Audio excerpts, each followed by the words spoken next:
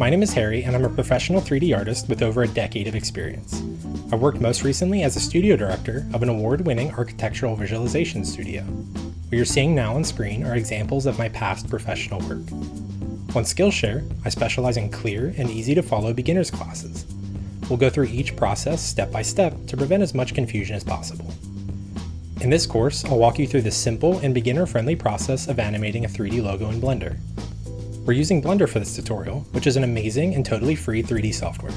The only barrier to entry is having a computer to run the software on. Animating 3D logos can be a really powerful skill to know, but it doesn't have to be complicated. In this class, I'll walk you through the simple process of recreating a 2D logo inside Blender, as well as adding some simple animation. In this class, you can expect to learn the Blender interface and its tools. We'll learn about the many basic tools and interface elements within Blender while building and animating our logo. Curves. To create our logo, we'll be using curves and extrusion within Blender. Lighting. We'll be setting up an HDRI lighting system to illuminate our logo. Shading, which is used to apply simple, reflective, and emissive color shaders to our logo. Animating. We'll add a little life to our logo by creating a simple looping animation. And lastly, rendering. We'll render our final animation in Blender so you can share it with your friends and family on social media. When we're done, you'll have all the skills you need to create a 3D logo animation of your very own. For our class project, you'll be doing just that. I'd like you to create a different 3D logo and post your render to the project gallery. I'll review every project uploaded to the project gallery and give you feedback on what you've done fantastic, as well as anything that could use a little bit of adjustment. I hope you'll join me on this fun beginner's journey through Blender by making your very own animated 3D logo.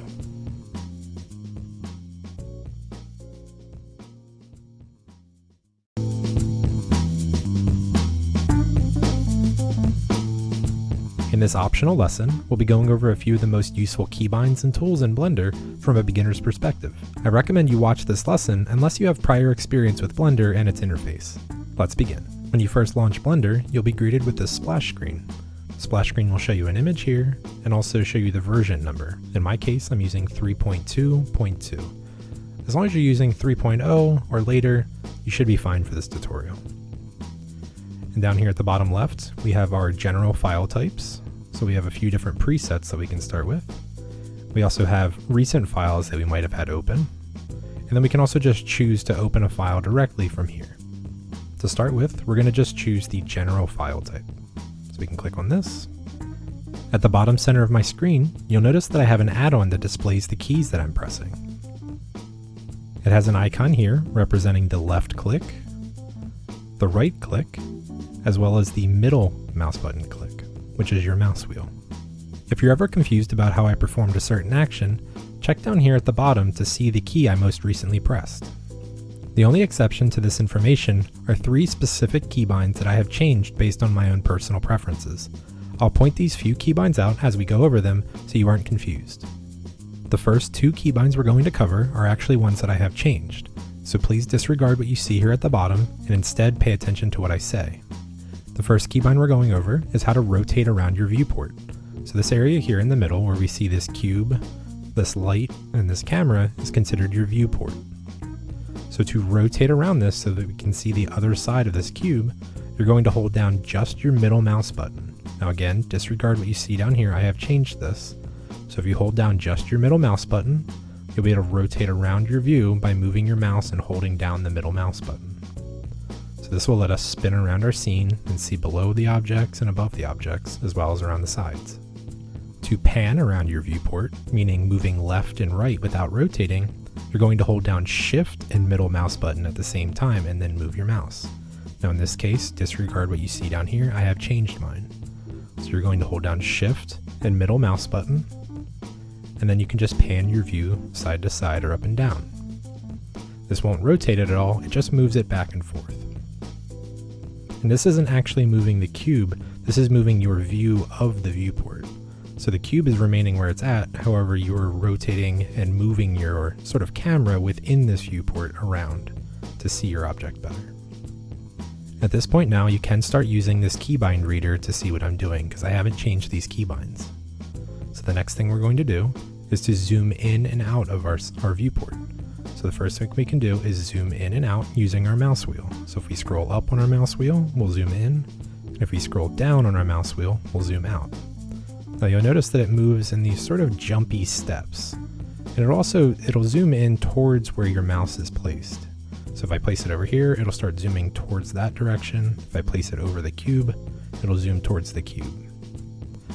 Now it's good to move the zoom in and out quickly doing it this way, but if we want to be a little bit more gentle and fine detail with our zooming, we can instead hold down the control key on your keyboard, hold down your middle mouse button, so click in the mouse wheel, and then move your mouse up and down to move much smoother. You can see we can go a lot more gently, and we can be a little bit more fine with our zooming. So again, that's holding down control and your middle mouse button at the same time, and then moving your mouse in and out. To adjust the placement of an object within your scene, we can left click on an object to select it, and we'll see we have this orange selection around it now. We can also see it's selected it from this list over here as well to let us know that it's been selected. And then we have a few different things we can do to it. So the first thing we can do is to move this object by using the move tool over here, which is these 4 outward facing arrows. So if we click on this, we'll just see this little symbol pop up, which is called a gizmo. So now we can rotate around, and if we click on any one of these little handles on this gizmo, we can move the object in that direction.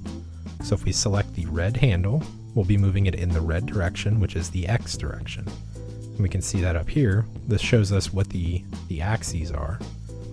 So the red axis is the X axis, the green axis is the Y, and the blue is the Z. So if we select any one of these specific handles, we can only move it in that color's axis. So since I selected the blue, I can only move it in the blue. If I select the green, I can only move it in the green. Now there are these squares here that kind of sit between these axes. So what this allows you to do is to move it in 2 different axes at a time. So if I click on this little blue square here, this will move it in both the Y and the X axis, but it will not allow it to move in this axis here. So essentially these squares here are showing you the axis that it will not affect. So if we grab the blue square here, you have to kind of flip the way you think about it, but it's not allowing it to move in the blue. So it'll allow it to move in everything but the blue. So I can move it green or red, so Y or X, but not in the Z direction. However, if I grab this green square here, I can move it in the Z and the X, but not in the Y. So I can't move it in this direction. Lastly, if we grab this white circle here in the middle, this will move it based on our screen space. So we can see here it's moving it in sort of all different directions here, except it's moving it based on where our screen is oriented. So we can see here it's going underneath this grid here, which is kind of like the floor of our scene. And we can see it's moving up, but it's actually moving back in space as well. So regardless of where we grab it, it'll always move based on how our screen is set up. So we can do that with that. Now a quick way to perform that same exact action, so this action here with the white circle, is just to hit G on our keyboard, and that will do the exact same style of movement where it moves it based on our screen orientation. And then once we're happy with where it's at, we can just left click and that will place it. Now if we hit G again and we move it and we decide actually we didn't really want to move it, we can right click and it'll pop back to where it was. Using the G key again, and yeah, the way you can remember that is consider it a grab. So if we grab something, we're going to move it to a different direction. So if we hit G and then we hit X afterwards, we can see now that red line pops up, and now we can only move it on the X axis. So we can move it here and then click and then have it placed there. Alternatively, we can hit G and then Y. Now we'll only move it in the Y direction. Or G and then Z, and we'll only move it in the Z direction. So that's a quick way to move it just on these arrow directions here by just hitting G for grab and then choosing the axis that you want to move it on. The next tool we're going to go over is the rotate tool. So if we click here, these rotated arrows with the little square in the middle, this will bring up our rotate gizmo. And this will look pretty similar to the last one, So we'll see all these different colors which correspond to our different axes. So if we rotate it on the red, we're rotating it on the x-axis. So almost imagine that there's an axle running through the middle of this as if it's a wheel. So the red axis is the axle in this case. So we can rotate it that way. We can rotate it on the y-axis with the green. We can rotate it on the z with the blue. Or, just like the last one, if we use the white rotation here, it'll be based on wherever our screen is. So you can see here as we rotate around, the three color axes stay sort of in the same orientation as they were. It's just as if we're rotating around that object. But the white loop here is always facing towards our screen. So if we choose any sort of direction here and we use the white, it's always going to rotate it based on where our screen is at. So if I rotate down now here, now it's just going to rotate it based on this screen orientation. Just like the move tool, there's also a quick keybind for this. So if we hit R, it's going to rotate it just on the screen orientation, so using that white circle as the rotation point. If we hit R and then X, it will only rotate it in the X. R and then Y, only in the Y, and then R and Z, only in the Z. And then lastly, we have our scale tool, so we can click the scale icon here, which is a small square here being scaled up with an arrow to a larger square. And then we can see here that this gizmo is a lot more similar to the move, the way it looks. And in this case, we can choose a specific axis here. So in this case, if I just click and drag on this, I can scale it just in the x-axis. You can see as I scale it, it's going to squish it. So you can see it's not an actual perfect square anymore. So as I scale it just in the x, it starts squishing it or stretching it. And then that's true of all of these different directions. So this scales it only in the z, and then only in the Y. We also have the option here with these different squares like the move tool had to scale it in two different directions while excluding the other. We can scale it this way.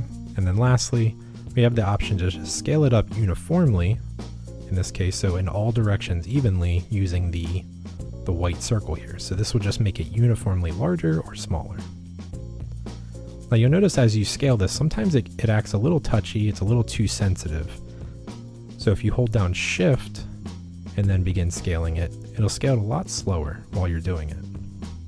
So you can see how much slower this moves now. And this is true of pretty much anything within Blender. So if there's a slider, if there's a number that you can scroll, this works with the move tool. Holding Shift while you're moving it will slow down that movement so that it's a lot more incremental and it's a little bit more detailed. The next keybind is the undo keybind. So if we hit Control and Z, it'll begin going through steps that we've recently taken and it will undo those changes that we've made. So every time we hit it, and we can see down here, we've gone back 7 steps, 8 steps, 9 steps. So every time you hit this, it's going to go back to a previous step prior to the last. So every time we hit this, it's just going back, and eventually it'll end up here in the middle to where it was before. So now that I've undoed that many times, it's gone back to basically how it was before. And the Control Z step works for many different things within here. So if you type in a number and you don't like it, Control Z, it'll change that as well. One thing you might find as you're working your scene that has more objects is eventually things will start getting out of your view, or they'll be off to the side, and then as you're trying to zoom into them, it's kind of tedious to move back in, scroll into this object, rotate it so that it's centered in your screen. So if you ever want to find something in your scene and you don't want to have to manually move around your scene and try to find it, just click on an object, and on your numpad you can hit the period key. So this is the last keybind that I've actually changed based on my own personal preference, and that's mostly because I don't actually have a numpad. So if you hit numpad period on your keyboard, you will zoom into the object that you currently have selected. So disregard what you see down here. I've changed mine. But in your case, if you hit the period on your numpad, it'll just zoom into the object that you have selected. So if I select this light over here, I can just hit numpad period, and it'll zoom me in so that the light is in the center of my screen. The next thing we're going to do is delete some of these objects. So if we start out at a scene and we no longer want some of the objects that are in it, we can just drag select over multiple objects, So this will select everything that we've drag selected over, or we can select one object at a time and then hold Shift while selecting other objects to add to our selection. If we select one object and then just click another object, left click it, it will instead move that selection over, assuming we're not holding Shift. If we hold Shift, it will add to our selection. And now you can hit Delete on your keyboard, which will just delete the objects. Or alternatively, if I Control Z that, so I bring these objects back, you can instead hit X, and then that will bring up a contextual delete, which in some cases will add more options other than just delete the objects.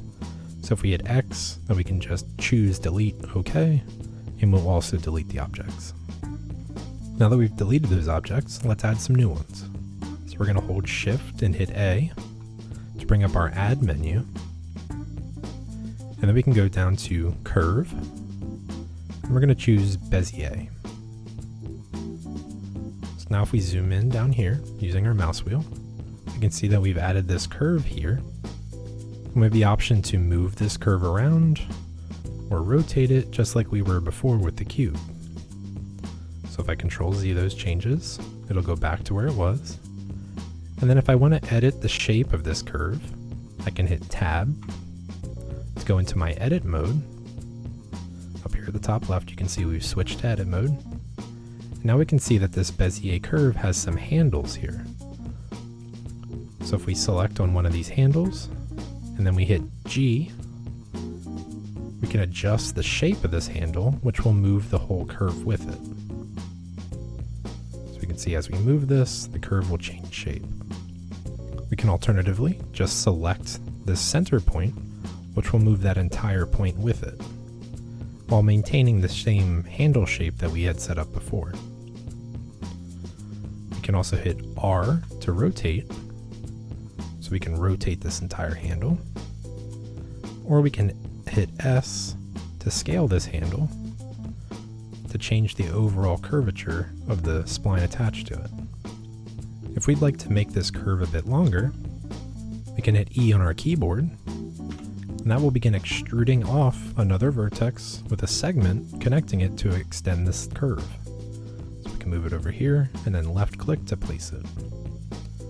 Now our curve, you can see, has gotten longer. If we wanted to change our curve here so that it's not so perfectly smooth, and maybe we can add a corner here, we can select this vertex here, and then hit V on our keyboard.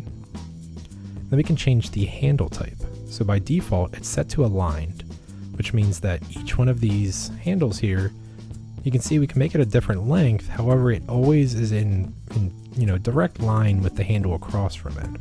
Which means that we can never make a corner using this method here. We can make the curve tighter, but we can't make a sharp corner. Now if we want to make a sharp corner, we can hit V with this selected here. So we select this little dot here in the middle, this vertex. And then we can choose the free handle type. Now we can see they've changed colors here to a darker red. And now if we select this, hit G to move it, now we can make a perfect corner here, and the other handle stays where it's at. So we can make a nice sharp corner in the middle here. And the last tool I'll show you here for using curves is to connect these 2 points together. So let's move this by hitting G with this selected. So we're going to move it over here. I'm going to hit R to rotate it. And now if I select this other vertex while holding Shift with this first one selected, I'll add to the selection. Alternatively, I could just drag select over both of them at one time. So now I have both of these selected, and I can tell that because I can see both the handles for both vertex. And then if I hit F to fill, I will connect these vertices together to make one contiguous loop here. So this is a way that you can connect 2 points on your line here, on your curve, together so that you have one connected circle. And again, if we wanted to just select one of these, we could hit V, choose it to free instead, select this handle, hit G, and then we can make this one a curve as well, or rather a corner. So now we have 2 sharp corners and then a round edge. The last thing I'd like to show you is how to save your file. go up here to File, then we can choose Save. And since this was an untitled file, when we choose Save, it will force us to give it a name. So first, we're just going to call this Test down here at the bottom, and then you'll be able to choose the location that you'd like it to save in. Now this location for me is fine. However, if you didn't like the location it chose by default, you can navigate to where you'd like to go here on the left. Now we have our name here. We can choose Save Blender File, and it will save the file. We can see up here now that it's actually saved it and it's given the name and it shows us where it's saved at. So now if we choose Save again, it's just going to overwrite that original file. So it'll just keep saving over top of the old test file that we had set up before. Now for some reason we'd like to branch this file and make a new version of it. Instead of save, we're going to choose Save As. So this will bring it up, and right away it knows that it's using the same name, which Save As won't allow. If you do Save As with the same name, it's essentially just the same thing as saving. It'll save over top of the same file. So instead, we're going to choose a new name, so we're just going to do _2. And now when we hit Save As, it will save a brand new file. Up here you can see now it's called test_2.blend. And now when we do save, it's saving only just over top of the test number 2 file, and it's leaving the original test file as is. So any changes we make further past renaming it and doing a save as won't be applied to the old file, so you can always go back to the old file if you want to. With this crash course out of the way, now you're ready to proceed with the rest of the tutorial. I'll see you in the next lesson.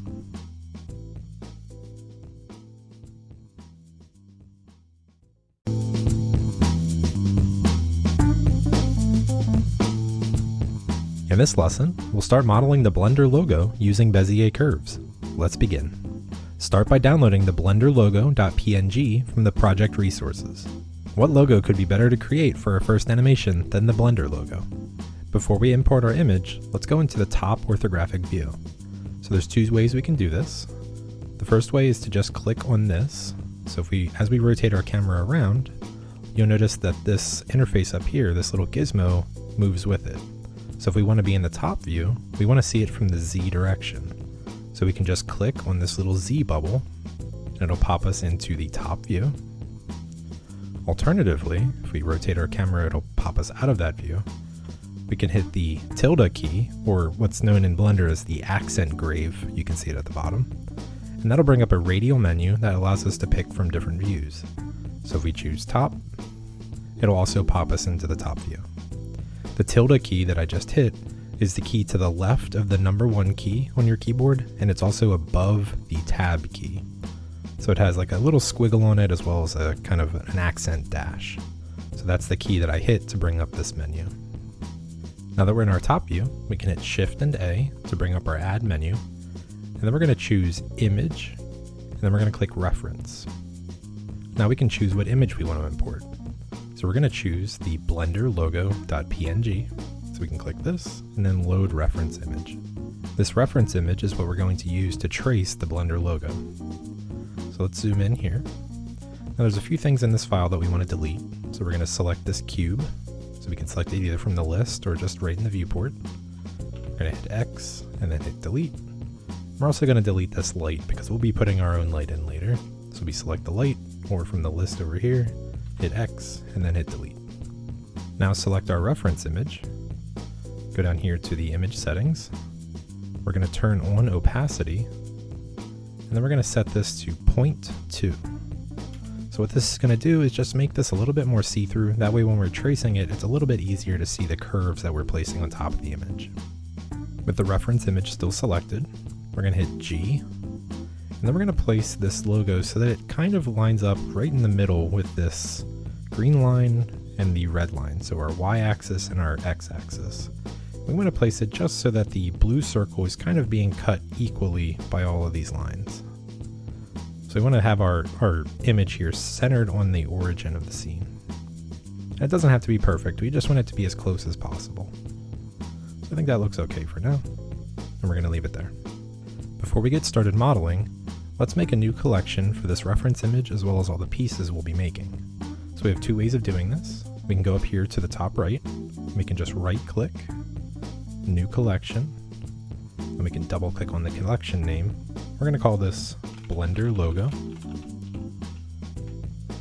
And now we can just click and drag this reference image, which currently is called empty. We'll rename that. We can just drag it into Blender Logo. Then we can rename this Reference. There we go. Make sure I spell it right. So that's one way we can do it. Alternatively, we can select an object either in our viewport or in the list, and we can hit M on our keyboard. And this is for move to collection. So we can choose a collection that it already exists, so we can move it back into a collection or leave it in the Blender Logo collection, or we can make a brand new collection and have it move it into it automatically. So just for the sake of testing, you don't have to follow along with this, but I'm just going to choose new collection. It'll ask me for a name. I'll just call this one test. Hit OK. And now you can see that it's moved it directly into the test collection. So I don't need to do that. I'm going to move it back to the Blender Logo collection. And I can just right click on this and delete it.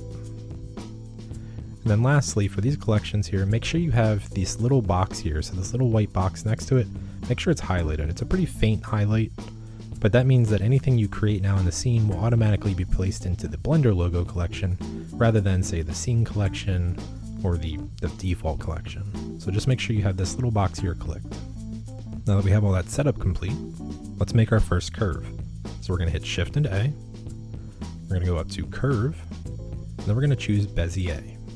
And the first thing we're going to do is just rename this, that way we know what this curve is actually going to be doing. So we're going to double click on the Bezier curve up here at the top. We're going to call this outside, because the first thing we trace using this curve will be the outside of this logo, so sort of the perimeter of it. Now we can go down here, and then we're going to choose 2D.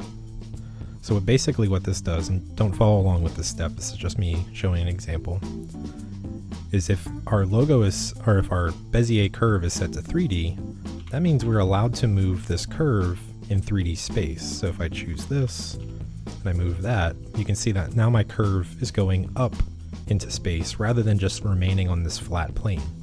Now if I switch it to 2D, it forces it to stay just on this flat plane here, so it can never have any three-dimensional value to it.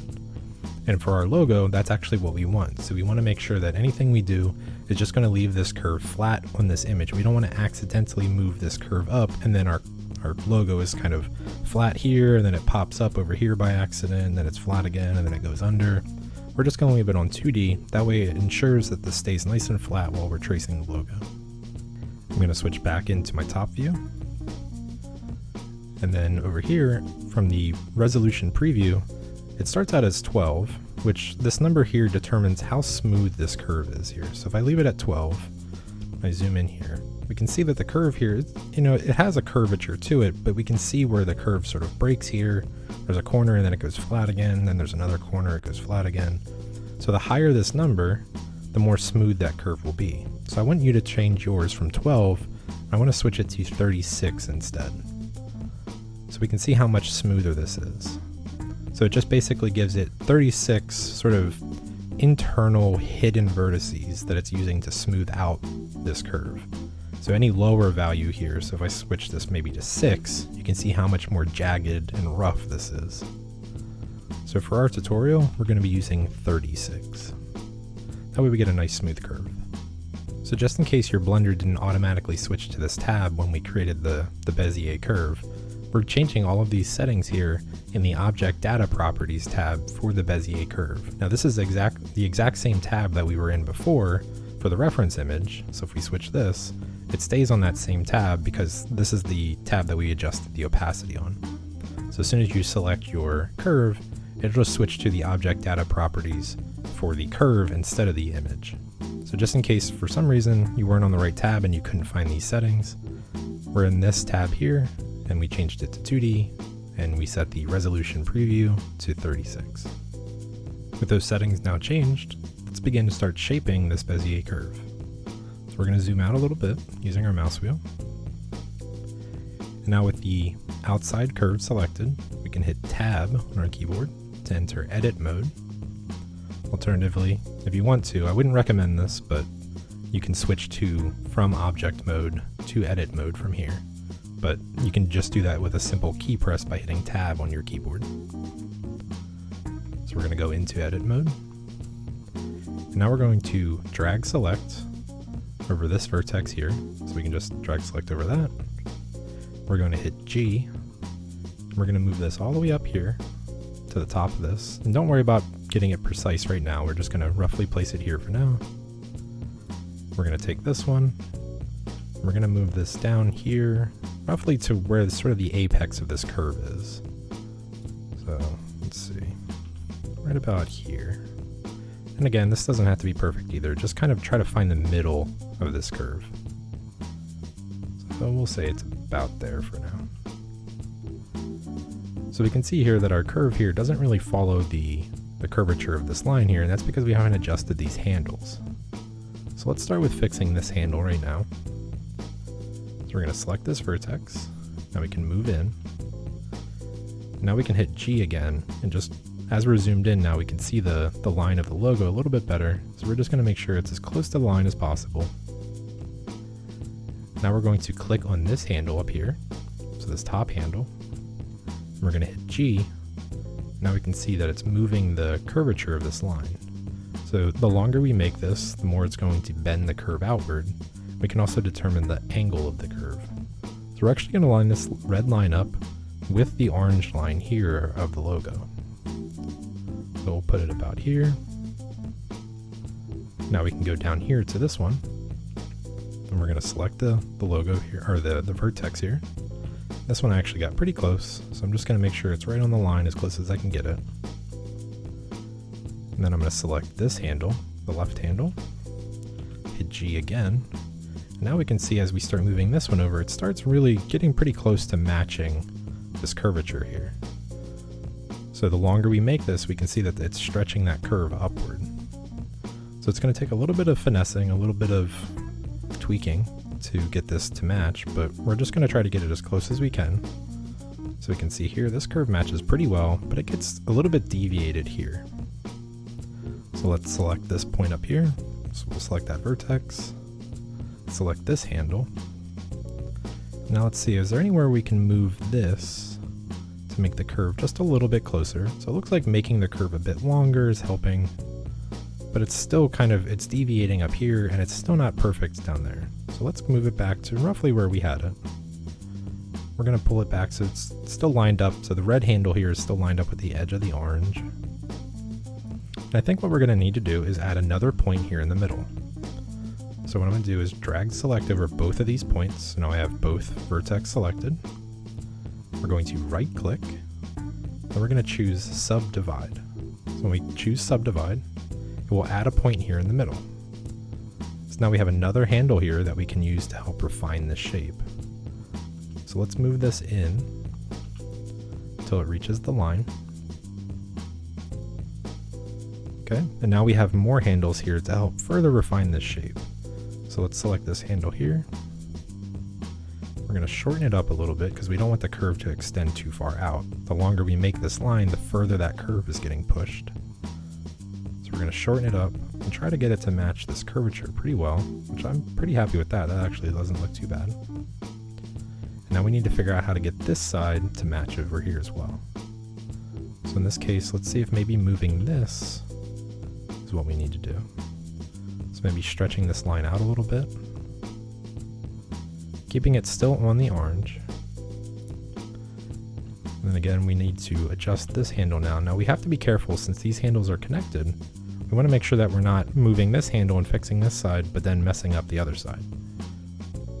So we're going to try to straighten this out, and it might be a situation where maybe this point wherever it placed it, maybe this isn't exactly where we want it, so it might be better to move this point further down this line to help affect this curve. So we're actually going to select the center point here, so the actual vertex itself, not the handle. We're going to slide this further down this line, because I think it probably put it a little bit too far down. So by default, it's just going to find the midpoint of that line and put it there. But not in all cases, that might not be what we need. So lastly, we can select this handle here. And rather than hitting G to move it, so if I move it here and then I don't like the movement, I can just right click, it'll undo that. We're actually going to hit S. So I don't want to move this handle at all vertically, I just want to scale it inward. So by hitting S, now I can just make the handle shorter or longer, depending on which way I move it, without actually affecting the position of the handle. And that's actually working really well for this case. So by scaling it a little bit shorter, you can see now that our line follows pretty well here. And since we're tracing this, we're not going to be able to get it exactly pixel perfect, and I wouldn't worry about that. Nobody's going to look at this, you know, once we're done and we're zoomed out and say, oh no, this curve over here is 1 pixel off. As long as we get it pretty close, you know, within a small margin of error, we really don't have to worry about it matching up 100% exactly. So as long as yours is as close as mine, so like right here, it peels off of this edge here just a tiny bit. I'm not super concerned about that. If I want to adjust it, I can select this, select the top handle, and then maybe I just scale this one in just a little bit. But you can see, since everything is connected, as we move one, it's starting to move the others as well. So maybe we'll just scale this back out. And now it's, you know, it probably is roughly about where it was at, but we tried. So let's not worry too much about it being absolutely 100% pixel perfect. We just need to get the general shape of this logo. So if we follow this line, I think everything here looks pretty good. It all follows pretty well. So I'm happy with that. So now we can select this bottom vertex here. And now we want to make this line a bit longer. So we want to pull this vertex, we want to add another one connected to it that's down here near the bottom. So to do that, we're just going to have this one selected. We'll hit E on our keyboard. And then we can move it down. And again, we're pretty far zoomed out, so just get it as close as you can. And we want it at the bottom of this curve. So now let's zoom in here. So we've already created this, so we don't need to hit E again. We're just going to hit G instead to grab it and pull it up so that it's roughly on this line. Now initially, let's just rotate this. We're just going to rotate it across. So we hit R, and that allows us to rotate the entire thing. We're just going to rotate it until the line is about flat. We can use the grid lines here to give us a bit of an idea whether or not it's flat. That's pretty close. And now we need to make this portion of the curve match this orange line as well. So let's start with this handle here because it's pretty short, so maybe it just needs to be a bit longer. So I'm going to select this handle and hit S to scale it. I'm going to scale that out. So already that's pretty close. Maybe we scale this out just a little bit more. The areas that you want to worry about being the closest initially are the areas closest to the vertex. So as long as these areas here are pretty close, over here as well, then that means that this area here in the middle, we can further adjust by just adjusting the handles.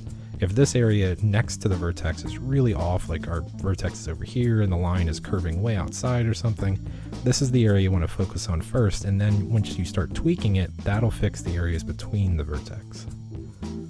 So now let's select this handle, and I'm going to shorten up just this handle. So we can see as we shorten this one, it pulls it a little bit closer and gets that curve closer. So that's pretty close now. This one's pretty close as well. Let me make this one just a little bit longer. So I can tell I guess I'll explain here. So the way I know I need to make this longer is because the curve is cutting inward. So if my curve was going outside of it, then I know my handle is too long. If my curve is cutting into the logo, I know my handle is too short. So by selecting its handle, and then I can scale it out, you can see it's pulling the curve out of the logo. So I'm just going to scale it until it reaches about there. So I'm pretty happy with this. It's a little off here, but I don't think this is worth adding another point. So you might think, why don't we just add another point here and pull this in? And in some cases you need to. So in this area here, I had to because this was a relatively complex curve that we were trying to match. But really the less curved points you have, so the less vertex you have, the smoother your shape is going to be. Because you're allowing Blender to sort of figure out this curvature itself without you adding all of these manual adjustments in the middle of it, throwing off what would have relatively been a perfect curve otherwise. So letting Blender figure out this curvature itself and then adjusting it based on the handles will get you a lot smoother of a curve. If we add another point here in the middle, we might accidentally make a flat spot that we don't even really notice until we get to the point where we're making the logo 3D. So for right now, we're going to leave this, just this small gap here that we have. Again, we're talking pixels here. in the terms of the difference in the curvature, so I'm going to leave that as is, and I suggest you do as well. If you really want to, you can continue adjusting these handles, but for now, for the purposes of this tutorial, we're going to keep moving. Let's continue extending this curve. So we're going to select this vertex point in the middle here, and then we're going to hit E to extrude it out. We're actually going to be extruding this one twice. So the first one we're going to place right in this little corner here. So right here. So we're going to place this little point here. And then before we do anything to this one, we're going to hit E again to extrude out another point. And we're going to place this kind of right at the end of where this flat part of the fin stops and then it starts curving. So just try to estimate where that is. I think it's about somewhere around here. This won't need to be perfect yet. We can always adjust it. So the first thing we're going to do is actually flatten this curve out. So right now it's going horizontal. We want it to go more with the fin for now. So first let's zoom in, make sure we got it pretty close to the orange line. So that looks pretty good. Now we can select this, hit G. So I have this handle over here selected. I'm just going to line up the handle for now, along with the orange line here. So these flat areas, really the best thing you can do is just to line up your handle along with the flat area on the logo. So that's pretty close. Now the area in question here is this one. So by default right now, we won't actually be able to create this curve. And that's because no matter what we do, these two handles here are attached to each other. So it doesn't matter how much we move these, we won't be able to create this curve that we want here. So it'll go into a curve and then the corner. The corner is the issue. And that's because of the type of handle that we're using. So let's start by changing this handle type to allow for this corner. So select the central point here, the actual vertex itself. We're going to hit V, and that'll bring up a menu that lets us choose the handle type. So by default, for Bezier, it's going to start out as an aligned handle, which means those handles are always aligned with each other. They can't be broken. If we choose free, we can see our handle colors change here. It's to a darker red. Now if we select this handle and move it, it doesn't affect the other one, which allows us, as you can see here, to make a corner. So let's quickly line this curve up. Let's zoom in here and make sure we actually got it in the corner. So I'm going to select the actual vertex itself, place it as close as I can to this corner. The logo is a little bit blurry, so we just have to kind of guess. I think the corner's about there. And now we can start adjusting these handles here. So I'm going to select this handle here that's jutting out to the left, hit G, and pull this one down so it's straight. So these straight areas here really are pretty easy. The only thing you really need to do is just assign, or rather move your handle here so that it lines up with the orange line of the logo. So as long as you do that on both of them, you can do that on this one as well. So now we have a nice straight line here, and that's pretty easy. So now we just need to adjust this curve. So I select the vertex up here so I can see this handle. And now I need to move this handle so that it matches the curvature of this line. So this one, we're gonna have to zoom out here so we can see a bit more. Although that actually wasn't too bad there. So this lines up pretty well. And it starts deviating a little bit inward here, but then it immediately goes back outward. So I think we kind of have the center point of this curve really already. So we'll put it about here. Now we can see here, because of the pixelation of this logo, the logo actually has like this little bump and then it juts out and then it comes back in. I'm really just going to cut that off for now. So this I can tell is just an issue with the resolution of the image. I'm not going to try to replicate this. I know that's not meant to be part of the logo. So I'm just going to leave it nice and smooth, and I'm just going to kind of round off this little bump that it's added. And then it has, it goes down here, and then it matches this curvature all the way down to this vertex. So now I know I've matched this nice, gentle curve that it had before. So let's continue this curve. We're going to select the last vertex that we created. We're going to be making a few more vertex here without any adjustments, just like we did for the last time. So with this one selected, we're going to hit E. We're going to put a point here in the center of this curve around the end of the fin. So we'll put it there. We're going to mirror this side. So we're going to put one right about here and try to make sure it's, roughly the same place. Just try to find where the straight part ends and it starts curving back. I think it's about here, which is pretty much in line. And we're going to hit E again, and we're going to pull it back to this corner. So first, let's just get this one set up.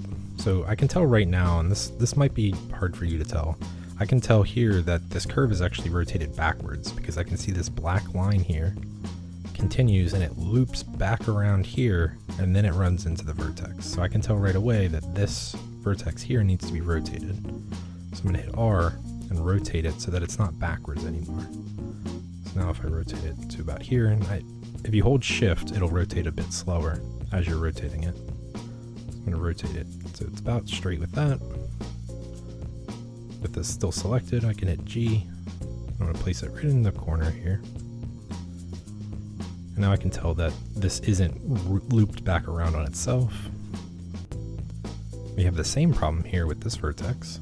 And this mostly just stems from the fact that it was using the handle structure of this vertex here as we cloned it around. So every time we moved it, as we started crossing over itself, it started flipping these handles. So it didn't necessarily flip the handles, but the line is kind of going in like a loop-de-loop because of the shape of the handles. So with this one selected, we're just going to rotate this one again. So we can see as we rotate it, it starts looking like it's less crossed over itself. We're kind of fixing that curvature. We're going to hold shift and just make sure that it matches the orange line. So it looks good.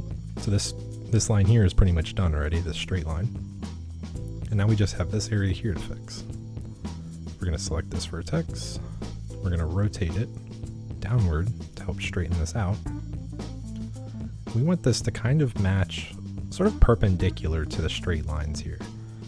So essentially we want, as these lines go perfectly straight this way, we want to essentially make this line go what you can think of as horizontal this way. So if this is the vertical, we want these to be perpendicular to that. So we're going to rotate that a little bit again. So I think about here, and then we're going to reposition this a little bit so that it's a little bit more centralized in this curve. So somewhere about here. So now we have these little kind of corners where it's looping over itself, but that isn't actually because these handles are rotated in the wrong direction. That's because these handles are too long and the curves are running into themselves and kind of intersecting themselves. So let's start by pulling these handles a bit shorter. So I'm going to select this handle here, and we can see how long this one is. So with this vertex selected, select this handle. I'm just going to hit S because I don't want to change the line over here. I just want to make this shorter. So by hitting S, I can scale this in.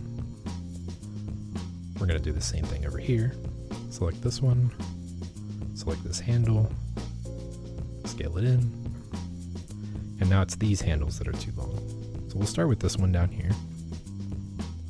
So select this bottom handle and then scale it in. You can see right away that the handle, the length, changing the lengths here pretty much solved the curvature issue. So we might need to shorten this one still just a little bit more. So as we shorten this one, we're going to probably need to make this one longer. So you can see here, scaling it up. So I'm more focused right here. So I want this curvature to kind of meet correctly in the middle. And then if it deviates a little bit as it goes back, that's okay. We can always adjust that. So I'm going to select this handle up here, scale that one down. We can see as we scale it down, the curvature matches up pretty well. I'm actually going to scale this further in because I want this area here to be a little bit closer to the line than it was. Okay, and now we can make this handle a little bit longer to help fix the middle of the curve. Alright, we're going to scale this one in a little bit. You can see it's just a lot of like little minor tweaks because everything in a curve affects every other, vertex nearby it. So it's a lot of fixing one issue, and then that makes the, one area that you just fixed a little bit off, so then you have to fix that quickly. So it's a lot of just kind of hopping back and forth between these and just pulling handles, scaling them up, scaling them down, and just getting it to match the line as close as you possibly can. So I'm going to try to actually move the whole vertex here. So I'm going to select the center of this vertex. I'm going to pull this down through the curve a little bit. So I'm moving it towards this direction. I think that'll make the whole thing line up a little bit better. So I think there, and then I'm going to rotate it just a little bit. I think the rotation might have been a bit off. And Now I can select this handle at the bottom. I'm just going to scale that in. And now I'm pretty happy with that curve. I think it runs pretty close to the line the whole way. Maybe scale this one up just a little bit so that it meets this line a little bit better. Now let's move on to the next fin. And we'll see here that these fins are all pretty much the same as each other. They have two flat sides and then a curve on the end. So I'm not going to belabor the point here. We're going to go through, I'll just do a really quick rundown of this one, and then I'm going to speed up my end of the camera. So I'm going to speed up me working through, finishing these, and then you should just be following along. It's no different. This same exact process you just did for this one will be the same for this one, and then for this one. So let's select this last vertex we made here in the corner. I'm just going to hit E to extrude out. I'm going to click here, which is the end of the straight, hit E again, put a point in the middle of the curve, hit E again, try to get this one. So in this curve here, it actually curves back a little bit further. So we're going to put the line a little bit further back. So our vertex is going to be about here. We're going to hit E again. So here you can see I'm just kind of tracing out all of these. I'm going to place all these points in. So put one in the corner. Put one here at the end of the straight. And we're just hitting E to continue this extrusion. And then the last point I'm going to put is right here in the middle of the curve. Now, I'm going to speed up the camera here as I straighten out all of this. Again, this is just the same process as we did down here. However, right here, so on your end here, you're going to stop the last point here, and we're not going to have a line that connects these yet. After I've done sped up everything here and fixed the curvature so that it matches the logo, I'll explain how to connect these two lines together so that we have one contiguous line that's going across. So for now, just straighten out and make sure all of these curves here match the logo, and then we'll explain at the end of that how to connect these 2 points.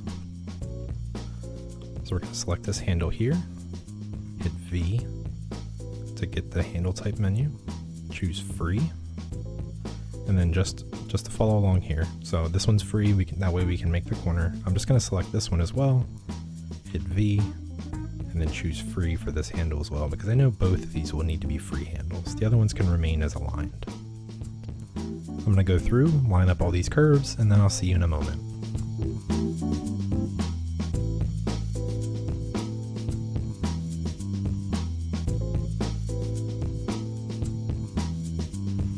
Okay, so now that you have your curves all aligned with your logo, like I have here, again, you should have just been using the same process of using the rotation tool, the grab tool, and the scale tool to move these handles.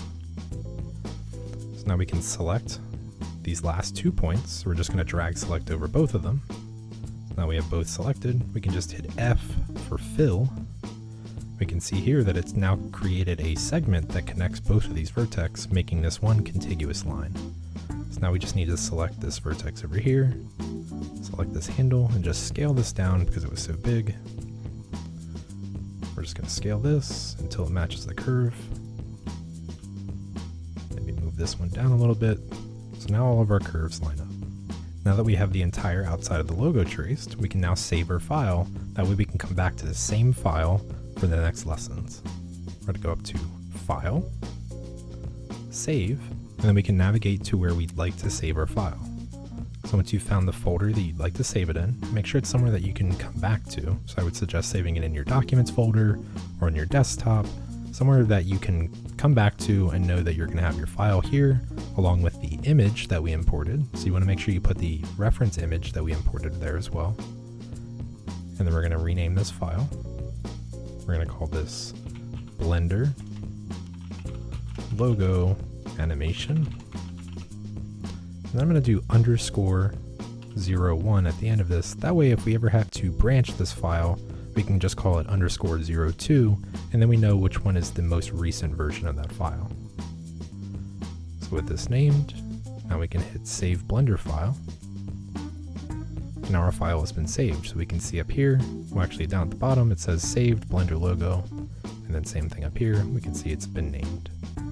In the next lesson, we'll finish tracing the logo and make it 3D. I'll see you there.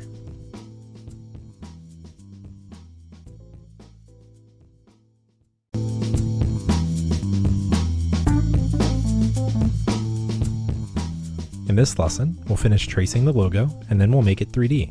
Let's begin. Now that the outside of the logo has been traced, let's focus our attention on the inside. First, let's go back into our top view, the orthographic view. So again, we can either just click on this little Z bubble here at the top, or you can hit the tilde key and then choose top. So now that we're back in our top view, we can zoom in a little bit. And then it's very important that we're not in edit mode. So the way we were editing our curve before, where we can see each individual vertex, we don't want to be in that mode for right now.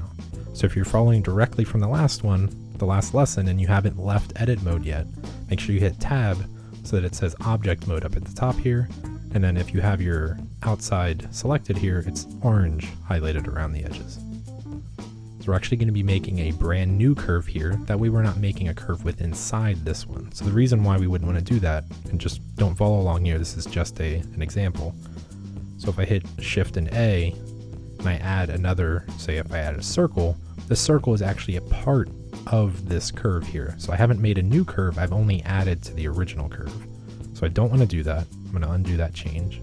I'm going to hit tab, and I'm going to leave this so that I'm inside the object mode rather than edit. Now I'm going to hit Shift and A. I'm going to go to curve, and I'm going to choose circle. So now we can see here on the right side, I've actually made a brand new curve for this. And this one's called Bezier circle. So we're going to actually call this, we're going to double click on Bezier circle and rename this large circle. And then hit enter. Before we do anything else, let's adjust the settings like we did for the last one. So we're going to switch to 2D from 3D. So we have 2D selected, and then we're going to change this from 12 to 36. That way it's just as smooth as the last one was. Now let's zoom in here using our mouse wheel. And before we go into edit mode, we're going to stay in object mode, and we're just going to center this up as best we can. So I'm actually going to click on the move tool here, that way I can see my gizmo. I'm going to slide this down, and you'll notice right away that what you might have thought, at least I did, I thought that the white circle here was actually a perfect circle, but on the Blender logo it's not. Because what we've just created is a perfect circle, and what we can see here is that it's actually kind of a squished circle. So we're going to slide this down, and we're going to try to just center this up the best that we can with inside this. So we're going to try to make an even gap on the left and the right, as well as the top and the bottom. So I'm just going to slide it so that it's about equal there. I'm going to start moving it up and down, and then hold Shift to get it as close as I can to even, at least the gaps on the top and the bottom. And then we're going to squish this circle that we just made so that it matches the logo better. So now we can hit Tab to enter our edit mode. So now we can see our vertex. We can see it starts out with 4, and they're all aligned as well. So I'm going to select this vertex, and then I'm going to hold Shift and select this vertex so I have both of them selected. And now I can hit S on my keyboard to scale, and I'm just going to scale these in, holding Shift so that it moves nice and slow until they just about touch the white. So right about there. And then again on the sides here, so I can just drag select over these if I want, or I can do the same thing. Click one, hold Shift, click the other. Then I'm going to start scaling these, and then hold Shift after I hit the scale button, so S. And I'm going to scale these up to they're just about where the white line starts. So now let's zoom in here and see how close we got. So that's pretty good there. Kind of pulls away a little bit here, but then it again goes back this way again. So actually these are a little bit too far. So this one I'm just going to grab and just move this straight up. So it's right on the edge, and that fixed the curve for the most part here. Let's just make sure the bottom one, that one actually got a little bit closer. And then this curve on the side here is not quite touching. So I'm just going to move that in so that it's touching. So as I look around here, the only one that I'm seeing that might be a little bit of an issue is this one. So I'm just going to select this single vertex here, and I'm going to scale it in. So that's actually going to scale both the handles inward. So it's going to pull the top handle down and then the bottom handle up towards the middle. And that's pretty much fixed this side here. All that curve looks pretty good. Same thing around here. And then maybe this one here. I'm just going to grab this one and pull it out. So this circle here is actually kind of, It's not particularly round. It's actually got a little bit of a sort of a lumpiness to it, but if we're trying to replicate the logo, we'll replicate it as we see it. So I think that looks pretty good all the way around now. So now I'm going to hit Tab to exit this mode here, so I'm back in object mode. I'm going to hit Shift and D to duplicate this. And we can see as soon as I hit Shift and D, we can see we've made a duplicate of this, but I don't want to move this one, so I'm just going to right click after hitting Shift and D, and that'll pop it right back to where it was. Now I'm going to hit Tab to go back into the edit mode for this new duplicate, so the large circle 001. I can hit A to select all, so A for all, so it selects every vertex here. Now I'm going to hit S to scale all of these up uniformly, and I want to scale them so that they're just kind of just outside the bounds of this. Now this doesn't make much sense right now, but once we make it 3D, we're going to need this duplicate because we're actually going to be merging the original large circle back into the outside. So once you've done this, just hit Tab to exit that, and we're just going to leave this one here. So this large circle 001, we're going to leave that as is. So now while we're still in object mode here, we're going to hit Shift and A. We're going to go to Curve. Then we're going to choose Circle again. We're going to make another circle. Now before you do anything, don't click, don't move, don't rename it. Go down here at the bottom left. We're going to twirl open this menu here, and we want to make this radius. So from right now it's set to 1 meter. We're going to set this to 0.66 and then hit enter. That way it's a lot closer to the size of this. And we don't want to scale this down because when we scale it down, it'll make the 3D process that we're doing next kind of wonky. Some of the numbers won't line up. So it's better to actually change it before we do anything. We don't want to just scale the overall thing smaller. We're just going to set the radius smaller. So now with it set to 0.66, we can go up here to where it says Bezier circle. We're just going to double click that. We're going to call this one small circle and then hit enter. Now that we have the small circle created, let's zoom in here. Again, let's just try to center it up as best we can. I think the top and the bottom pretty close. I'm just going to move it down a little bit. I'm going to change the settings for the small circle. I'm going to choose 2D. Type in 36 so that it's nice and smooth. Now we can hit Tab to go into the edit mode. Drag select over the top and the bottom. Hit S to move them in.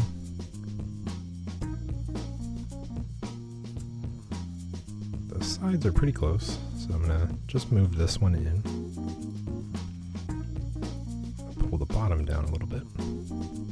So in this case, if you wanted to make sure you were only moving it perfectly in this green direction, rather than just hitting G and trying to move it up and down straight, hit G and then hit Y, and that means you can only move it perfectly up and down. So now I'm going to move it here. Just double check this side, that one looks pretty good. I think these handles down here could be a little bit wider. I'm just going to select both the handles and then scale it up. So looking around, that looks pretty good. So now I can hit Tab to exit the edit mode for this. Now we have the small circle traced, and we also have the large circle traced, and then we have this mysterious copy that we've made here that will be useful in just a moment. Now that we're done with all this, we can zoom out, and then we can rotate our camera. Now that we can see it in 3D view, rather than just the top-down orthographic view, now we're going to start adding some thickness to these elements to make them 3D. So the first thing we can do, we can just select this reference image here. We're just going to hide both of these icons here. So when we do this, it doesn't delete it. It just hides it so that it doesn't show up in the viewport or in the render. So now we can just see what we have traced here. The first thing we're going to do is select the outside. We're going to make sure we're in the object data property, so this little green swoop. And then we're going to scroll down here. We're going to change fill mode from none. We're going to switch that to both. Then we're going to go down to geometry. And where it says extrude, we're going to type in 0.2 and then hit enter. So we can see here that now our our curve here that was perfectly flat now has some 3D geometry associated with it.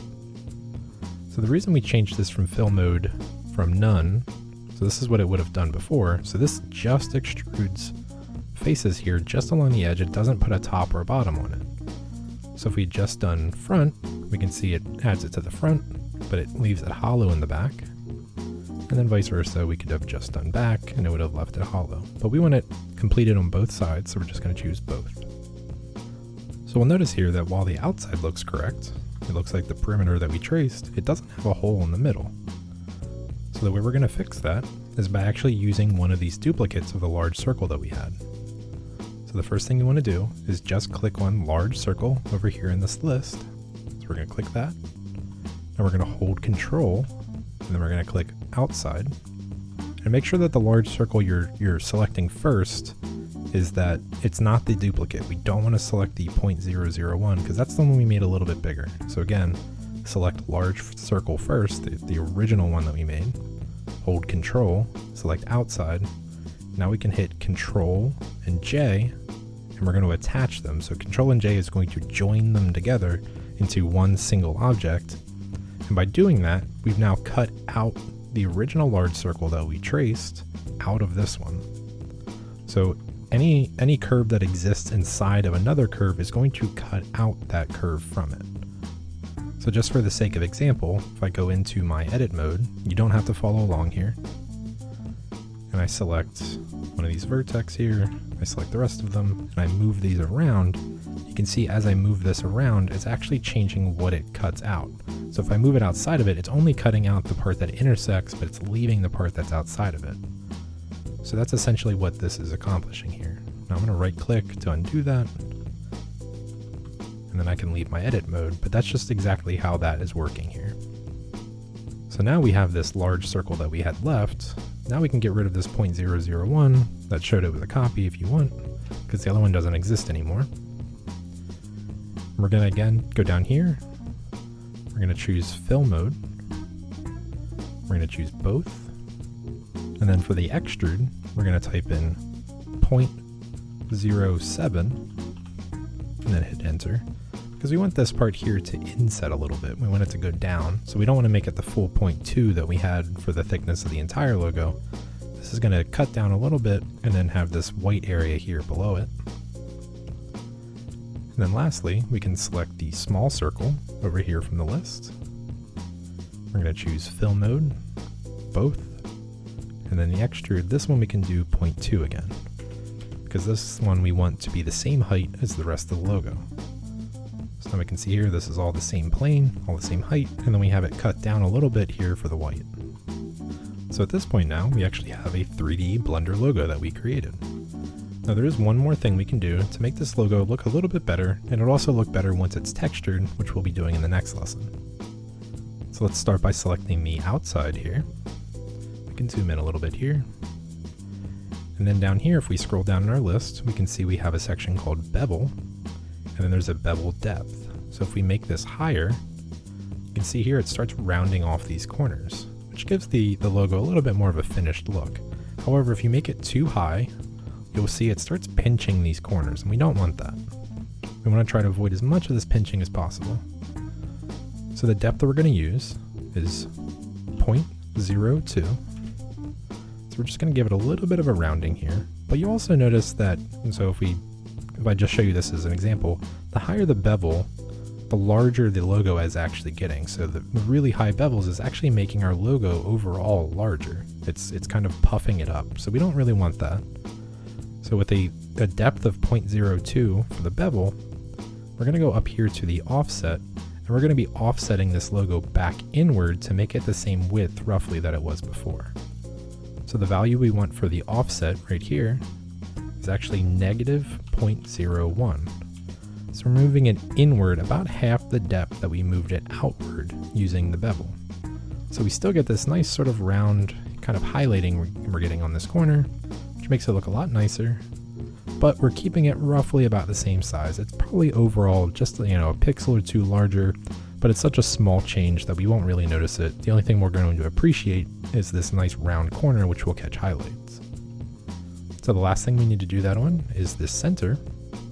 So the small circle, we're going to again go down to bevel, change this to 0.02 to give it a bevel, and then the offset, we're going to change this to negative 0.01 to make it just a tiny bit smaller than it was before we put the bevel on.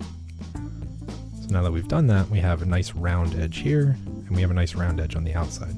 We don't need to do it on the large circle because the edges of this are hidden. The only thing we're seeing is really just the flat face, so we don't have to worry about beveling the edges. That concludes the modeling of our logo. In the next lesson, we'll be adding some color. I'll see you there.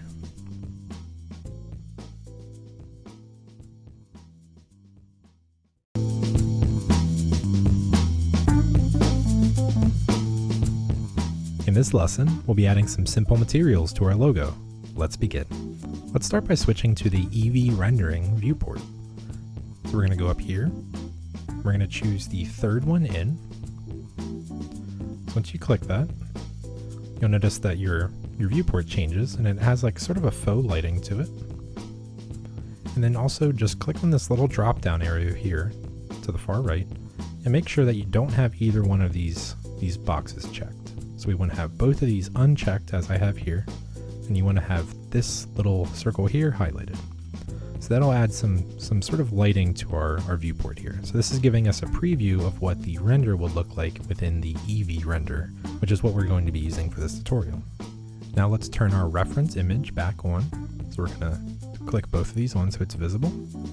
We're going to select it over here in the list. We're actually going to slide this off to the left now that we're done with tracing it, because we're going to be pulling colors from this. In order to pull colors accurately though, make sure you go down here to the object data properties for the image, and then we're just going to turn the opacity all the way up to 100%. And let's start by texturing the outside portion of our logo. So first select that, and we're going to go over here, and we're going to choose the tab here just below the object properties where we were adjusting the thickness of the extrusion. We're going to choose the material properties window. Now we can click the new button, which will add a new material. Now let's rename this material. We're going to call this orange. Hit enter. And then we can scroll down here to see some of the material properties. We're going to be making a relatively simple material for this. That way it renders nice and quick. And it's also going to be a stylized looking animation, so we don't need a lot of realism in this material. Now let's change our base color by selecting this white box. And then we're going to click this eyedropper tool so that we can sample another color. So we're just going to sample this orange here. We can see now that we've pulled the orange from this to that. So we can see now that we've pulled the orange from the logo over here to our actual model. And you'll notice that they're a bit different, and that's because this logo here is completely unaffected by any lights in the scene. So for now, disregard the fact that they're a little bit different. We'll be adjusting this later. So the last thing we're going to do for this material, the orange material, is we're going to scroll down, and down here where we see clear coat, we're going to turn the clear coat all the way up. So you can see here it's updated. So what the clear coat is doing is actually adding sort of you can think of it almost like a car paint. So a car paint has a color underneath, and then it has a layer of clear, like enamel sort of paint on top of that, that's allowing the color below to be visible, but it's adding us a nice shiny layer on top. So if we rotate our camera around, we can see here we're actually seeing reflections now, where before they were pretty dim before. So by turning our clear coat all the way up, we're adding that nice kind of clear car paint sort of look on top of this logo, which just gives it a nice kind of reflective look. And we can adjust how blurry or how sharp these reflections are by the clear coat roughness down here. So if we turn this all the way up, it makes it really rough, almost like sandpaper, which means we don't really see our reflections. But we're going to set this somewhere around like 0.1 would look nice. So we can still see reflections here. They're just not super sharp and kind of distracting. So I think that looks nice there. So our clear coat is set to 1. Our clear coat roughness is set to 0.1. And then we have our base color sampled from the logo. Now let's select our small circle here, which will be the blue. We're going to click the new button. We're going to rename this material blue. And then same process, select this white box for the base color, click the eyedropper, sample the blue, and then we're going to go down here, turn the clear coat up to 100%, change the clear coat roughness to 0.1, and we're going to see again that this is now reflective. The last thing we need to texture now is the white. So we can select the white, click new, I call this white, and then for our base color, this basically starts out as almost white. We're just going to make it pure white just by pulling this little dot all the way up to the top and make sure it has 0 saturation. So we now have a pure white there. We're going to scroll down, turn our clear coat up, set our roughness to 0.1 for the clear coat roughness. And the last thing we're actually going to do is we're going to make this white glow. So for our logo, these parts here will just be reflective, so the orange and the blue will be reflective. We're going to make this center part kind of glow and emit light. So we're going to change the emission color from black to white, and then we're going to change the strength of this emission to 10. So you can see here it makes it a lot brighter here. And now we have this sort of glowing area right behind the logo. So this area here, the white area, isn't really all that reflective because it's so bright that you really don't see any reflections on it. But just for the sake and consistency here, we're just going to have it set here just in case we catch any reflections here. Okay, so now that we have this textured here, in a later step, we're going to make sure that this white here actually looks like it's glowing.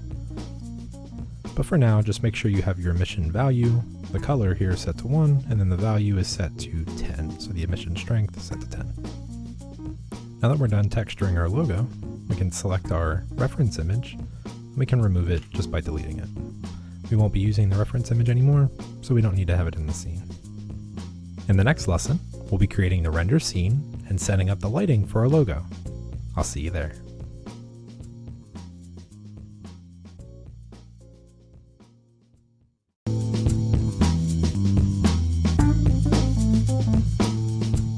In this lesson, we'll be setting up our render scene as well as adding some lighting.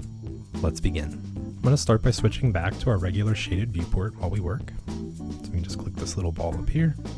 That'll switch us back to the gray version. The next thing we're going to do is create a collection instance. While in object mode, go up to add, and then go down here to collection instance. And then we're going to choose the collection called Blender logo that we created before. So this is the collection that has all of our logo pieces that we modeled inside it. We're just going to click Blender logo, and now that will create a new collection instance over here. So if we uncheck this little checkbox here next to the Blender logo collection that we had before with all the pieces, we can see that we can still see our logo, and that's because we have a collection instance now. This collection instance we just created is a single piece, so if we just select any part of this, when we move it, it'll move everything with it. And while we can't edit this instance version of our logo, it will make it much easier to animate as it's a single object rather than multiple pieces. This will ensure our original logo pieces remain editable if need be, but still allows us to easily move and animate the logo instance. Let's rotate this logo upright, that way it looks better in our render. So there's two ways we can do this. We can hit R to go into our rotate mode, then hit X to lock it to the X axis. And then we can type in 90 for 90, and then hit enter, and that'll confirm our change. So again, quickly, you just have to hit RX90 and then hit enter, and that's a quick way to do it.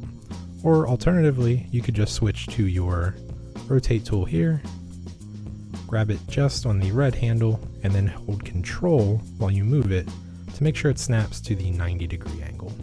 I'm going to switch back to our selection tool now that this has been rotated. Now let's begin adding our lighting system. In this tutorial, we're going to use an HDRI to light our scene. An HDRI is a high-quality image that contains multiple levels of lighting information. Blender can read this lighting information and convert it into actual light for our render. I've already taken the liberty of finding a nice free HDRI image for this tutorial from polyhaven.com. You can download this HDRI from the project resources for this course. Feel free to look around polyhaven.com and download any HDRI you'd like. However, for the purposes of this tutorial, we'll be setting up the HDRI I provided. First, let's go up to the Shading tab here at the top center. we'll just click the word shading. That'll bring up a new viewport here. Now we can click and drag on this top left corner. So we're just going to click here where our mouse turns into sort of like a little plus sign. We just click and drag that. You'll see it turns to a leftward arrow. And when we let it go, it'll hide this window here. We can leave this one here on the left. Now we're going to want to make sure that we're in this third bubble here. So this will be our sort of an EV equivalent renderer. And then we're going to click this little drop down here. And then instead of leaving these unchecked, we're actually going to check these now because we want to see the actual lighting we're putting in our scene, not just this Blender default lighting that it has. So we'll check both of these boxes. We'll see our scene will get much darker, and that's because we don't really have any lighting in it right now. If for some reason you still have the default light that was in our scene when we created it, make sure that's deleted now. All you should have in your scene is just your logo and then your camera. Let's position our camera, that way we know exactly what our camera is seeing when we adjust our lighting. So first, let's go up to View, Cameras, then we'll choose Active Camera. And now we can see that it zoomed us into the camera that we left in our scene. So by default, if we just rotate our camera, it will actually pop us out of it. If we rotate our view, like we have been, it'll just jump us right outside the camera. So the normal way to move this camera is to select the camera. We can open up this little side menu here by clicking that tiny little arrow. And then we normally would have to click our camera and then move our camera, rotate the camera, and then go back into the view, and then see where the camera is positioned. Now, you could do this, but I think there's actually an easier way to do this. So instead of doing that normal default method, instead we're going to hit N on our keyboard. We're going to go over here to the View tab that we just brought up. We're going to check this little box here called Camera to View. And now, when we rotate our camera in this viewport, it actually moves the camera instead. So we're going to move our camera and just position it just like we have been rotating around the viewport. We're going to position it so that our logo is nice and centered in it. So we're going to put it right about here. We just want to have this blue circle here sort of centered in the middle. It can be a little off. We just want to have somewhat similar space on the top and the bottom as well as the left and the right. Now in this case, since this logo has these fins shooting off the left, we're not going to have quite as much room here on the left, but we can see that the circle itself, with not including these fins, is pretty well centered. Now that we have our camera sort of with a rough placement here, make sure you uncheck camera to view, because if you don't, next time you try to rotate around your scene to see like sort of the backside of your viewport or something else, you're actually going to move your camera. And we don't want that. Once we have our camera set, we want to make sure it stays where we put it. So make sure you uncheck camera to view once you have a view somewhat similar to mine. So we'll uncheck this. Now we're going to go back to Item. And then there's a few values here that we're just going to want to make sure that they're nice, like whole numbers. We don't want these kind of 0.000s here and these slight negative values. So first, let's just zero out the rotation for the Y. I'm just going to type in 0. And then for the Z as well, type in 0. Now we're going to go to the rotation for the X. From here, we're going to type in 90. Now we can see that the slight angles that we had here actually made a pretty big difference on where our camera was placed. So now that our camera is generally in the right spot, we don't have to go back to the view, camera to view lock here. We're just going to use these numbers up here and we're just going to slide them back and forth. So the first thing we're going to want to do is move our camera down so that the logo is better centered inside the frame. So we're just going to use this value here, and we can hold Shift while we drag across this to move it slowly. We're just going to move it back so it's about centered where it was. So I think right around there is okay. So if you want to follow along exactly, I guess maybe we'll try to make these some nice numbers here. So we'll do 0.2 for the Z. For the Y, that's essentially how close your camera is, so it's almost like your zoom. So I think mine is probably fine where it was. I might just do -12 to make it easy. So we'll leave it at -12. And then for our X, this we can just slide over. This value is going to have to be a little bit negative because we're compensating for the extra fins on the left side. So this we're just going to have to visually line up. So in my case, let's just make this a nice negative 0.2. So if you're following along exactly, you'll have negative 0.2, negative 12, 0.2, 90, 0, and 0. With the camera placed, let's enable a free add-on built right into Blender. So we're going to go up to Edit, Preferences, then we're going to go to the Add-ons tab,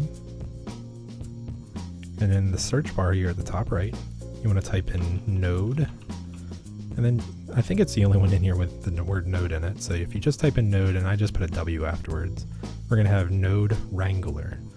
So once you see this here, just check the little box next to it, and that will enable the Node Wrangler add-on.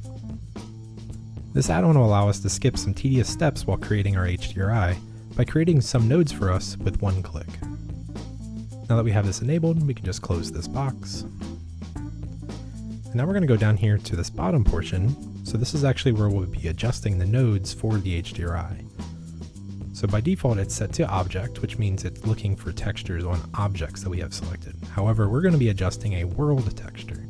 So we need to click this drop down here and switch it to world. Now that we have world open, we can see there are already a few nodes here. And this node here is the background node, which is actually what's giving us this slight gray background as well as this really faint kind of flat lighting that we're seeing. So if we adjust this, this is actually where that lighting is coming from. So I'm going to leave mine back at 1. And now we're going to make sure you have the background node selected, which is this green one. And we're going to zoom out a little bit, and we're going to hit Control and T at the same time. So right away you can see it turns bright pink, and that's because we just don't have an image loaded up yet. So the reason we were able to hit Control T and have it pop in all of these different nodes for us automatically is because of that Node Wrangler add-on. So normally we would have to go through and add each one of these individually by ourselves and then relink them all together. So with Node Wrangler, it just allows us to hit one button, creates all these nodes that we're going to need anyway, and automatically links them up for us. So now with all these nodes created, let's get rid of this pink. So the way we're going to do that is to add an environment texture here, which is actually our HDRI. So we're going to click Open, and then once this window pops up, navigate to where you saved your HDRI. This is the one that you should have downloaded from the project resources. I would recommend that this HDRI lives in the same place as the Blender logo image that you downloaded, as well as this Blender file that we've been working in. So let's select the HDRI, in this case HDRI 01. I'm going to click Open Image. And now when we do that, we automatically see everything changes up here, and now we can see the background of this HDRI image behind our logo, as well as some general lighting that we have. The first thing we're going to want to do is to rotate the HDRI, that way the lighting is coming from a correct angle. So the way we can do that is by moving over here and going to the rotation node. We're going to adjust the Z rotation. So as we just click and drag on this, we can see that this image behind it moves, as well as the lighting that it's generating. So the value we're going to want in here is 209, which will give us a nice sort of watery background behind everything. So for this logo animation, we're going to have the background be sort of a blurry beach scene behind it. Now before we go too much further, let's adjust the reason why this image behind our logo and the lighting in general and all the colors here look kind of flat. So we're going to go to our render properties, which is the back side of this little camera here, this little icon. And then we're going to go down to color management. So your file will likely have defaulted to a setting that is making our colors and lighting look a little bit more flat than we'd like them to. And the way we can fix that is just by changing the view transform. And we're going to switch it from filmic to standard instead. So you can see right away, as soon as we switch back and forth between these, we get a huge difference in the saturation of our color on our logo, as well as the lighting in the background as well. And then for now, we can leave the look on none. However, there are other options here. So none is basically equivalent to medium contrast.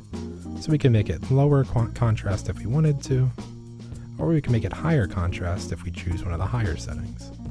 But for now, we're just going to leave ours on none. So for the purposes of our render, standard actually looks better. However, filmic in some cases does look better for certain scenes. So it's a matter of just kind of analyzing what your scene requires, whether or not it needs to be saturated or not, and then choosing the correct look or the view transform to match it. So for ours, we're going to use standard. Now let's go back down here to the bottom, and we're going to add a new node here that will allow us to adjust the colors and sort of the contrast of the lighting coming into our scene. So we're going to drag select over these three nodes, so the HDRI node, the mapping, and then the texture coordinates. We're just going to move those over. And now we're going to hit Shift and A, go up to search. Now we're going to type in RGB. We're going to choose RGB curves. So now with this selected, when we hover over this yellow line here, it'll turn white, and then when we place it, it'll automatically link it up for us. If for some reason when you placed it, or when you created it, it automatically placed it without adding these connections here, the way you can manually connect things is just by clicking from one dot. It'll drag out this little wire, and then you drag it to another dot, and you can see it kind of locks on, it snaps in, and then you just let go, and it'll connect it to it. So the way these nodes are working is they run from left to right. So the furthest right is the output, so this is actually what we're seeing, and then as we go further left, these things are affecting what we're seeing on the far right. So in this case, these three nodes here are what are creating the image. So this image here is being applied by this node. It's being told what the rotation of that image is by this node, and then this is the texture coordinates, which in this case is just going to use generated, but we have other options here if we needed them. So the node we add here is a curves node, which will allow us to adjust the sort of the perceived contrast and in this case actually saturation of this. So as we make it more contrasty, it will also become more saturated. And then as the image is adjusted by the curves, it's put into this background node, which is then pumped directly into the world output, which is what we're seeing in our scene. So the way to use this curves node here is by clicking on these line here, and then you can click and drag a point, and then when you let it go, you can see the image in the background updates.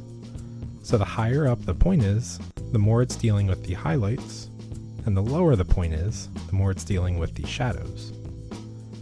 So in our case here, we're actually going to use two different points. We're going to have one near the top and one near the bottom. So let's start with the point here at the top. So make sure you have 2 points and that you can add those just by clicking on the line. So just click on your top point here. And then down here on this value, we're going to type in 0.92 and then hit enter. And then on this next value here, we're going to type in 0.81 and hit enter.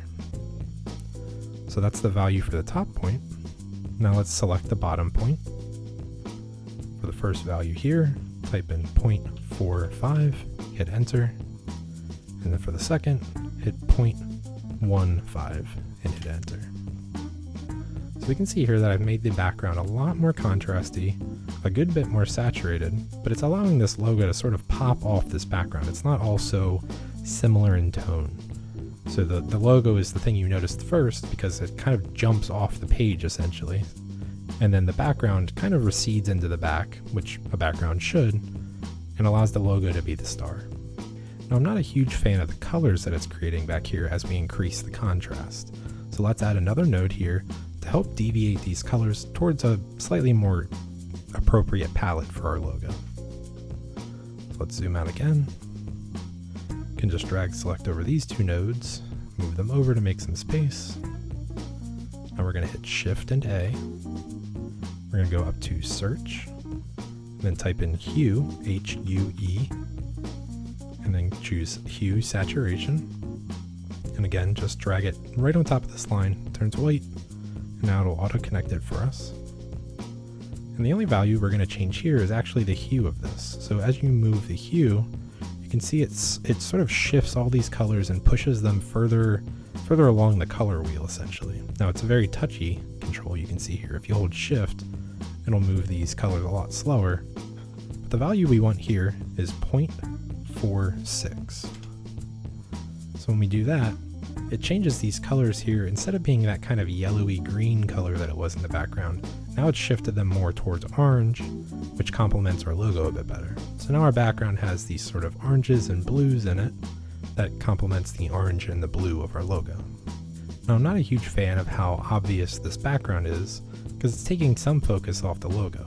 So let's add some depth of field to our scene to allow the background to get pushed even further into the background and allow our logo to be the star.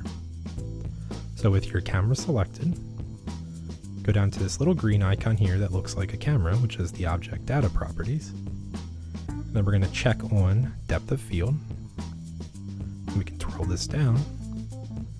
We're going to choose our focus object. So this will basically, you can pick an object from your scene and say, this is the focal point, make sure this thing is in focus, and then it'll set the focus distance for you automatically. Normally you would just have to type in a number here and guess exactly how far away that logo is from your camera. So we can avoid having to guess or measure it exactly by just using this little eyedropper. So we're just going to select the Blender logo. So it'll select this Blender logo instance that we made and place it here. Now we can go down to the f-stop, which will affect essentially how blurry the background is. And here we're actually going to make it pretty blurry. So we're going to type in 0.2 and hit enter. We can see here that it makes everything beyond the logo, because we made the logo the focus object, nice and blurry. So we can still kind of tell it's water back there with some sky, maybe some sand down here, but it's not the focal point. It's just kind of a background. It's just meant to not just be a solid color back there. It's a little bit more interesting, but the logo itself is the focal point. We can also adjust the blade count to change the shape of these sort of blurry dots we get back here. I'm just going to type in 6. It'll be a relatively subtle change, but we can see back here now that this blur is actually 6-sided. And whatever number you type in here, it will change that amount of sides on your blurs in the background. So let's add one more render effect to our scene, which is going to be adding bloom around this white ring that we added, which is glowing right now. Now right now it just looks like it's pure white, but it's actually supposed to be emitting light, so we want to make sure that the animation and the render shows that. So we're going to go up to our render settings, which is this little camera. We're going to check on bloom. So you can see as soon as we turn it on, it gets really bright, but we're going to adjust some of these settings here. And each of these settings here is going to adjust a different part of the bloom. And to save you some of the time of playing with these, now I suggest you do mess with these on your own, but we're just going to go through here and change each one of these values to the number that I set. So we're going to set the threshold to 1, hit enter. We're going to go down to the knee and type in 0.4.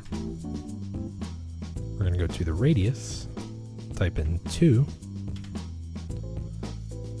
the intensity to 0.03, and then hit enter. So now if you'd like to adjust this any further, so right now we're getting a really subtle blur, or a glow around this, but if we wanted to adjust these any further, we can just adjust some of these values.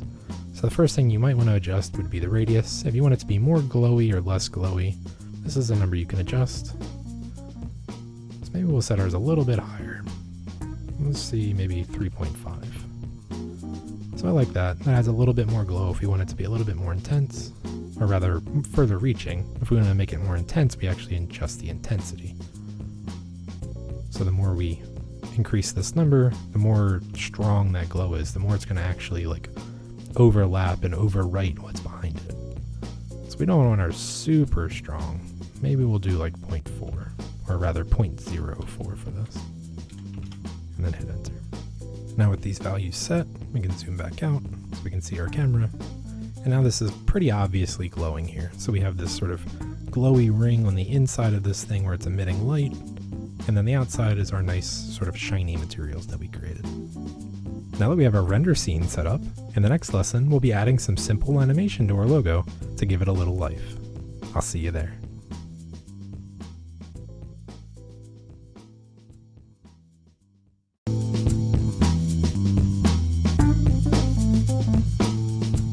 In this lesson, we'll be adding some simple animation to our logo to give it some life. Let's begin. Before we begin any animation, make sure you go up to Edit, Preferences, go to the Animation tab here on the left, and then just be sure that your default interpolation is set to Bezier. Now we can close this window. We're going to go up to View, Cameras, Active Camera, or if you have the numpad, you can hit 0 on your numpad. This now puts us into our active camera. We can zoom in a little bit so we can see it better. Make sure you have your logo selected. And then we're going to go over here to this little orange box. So this tab here with the orange box with these little brackets around it, which is the object properties. And then these values here are the ones we're going to be animating. And in case you haven't noticed, we're actually working in our layout workspace right now. So make sure you're in that. And then down here at our bottom, we have the timeline. So we can click and drag this up to this little line here. We've got 2 little arrows. We can make this a bit bigger because we want to actually be able to see our keyframes down here. And to start with, we're going to change the amount of keyframes we have to work with. So right now it defaults to 250. We're actually going to switch ours to 125 because that's the length of the animation we'll be doing. You can zoom in on this timeline by just scrolling up on it and then click your mouse button here to pan it. So we can see down here, pan your view. So it's the middle mouse button here. And now I have it centered. We're going to be making a looping animation of our logo spinning around in a circle with some secondary movements added to avoid it looking too boring or static. The first keyframe we're going to be placing is actually on frame 0, which is outside of our range, and that's important for the looping to work. So if we have the exact same start and end frame actually within the bounds of the timeline, we'll have 2 frames that repeat itself. So if we have 0 rotation here and 0 rotation here, we actually have 2 keyframes, therefore 2 frames that will be doubled up, both showing it at the 0 position. So in order for it to be a nice seamless loop, we actually need to hide one of these outside of the keyframe range. That way when it renders it out, it skips one of the duplicates and just has it roll seamlessly into the next. So we're going to start our frame here on 0. So this first keyframe will be outside of the timeline. So with your playhead set to 0, we're just going to go over here to our rotation. And we're going to click this little dot here next to Z, which currently it's set to 0, which is what we want. We're just going to click this. Now it'll turn yellow. And we can also see a little yellow keyframe down here on the timeline, which means we have placed a keyframe. A keyframe is essentially just telling some specific parameter what number or what value it should be using at that exact keyframe.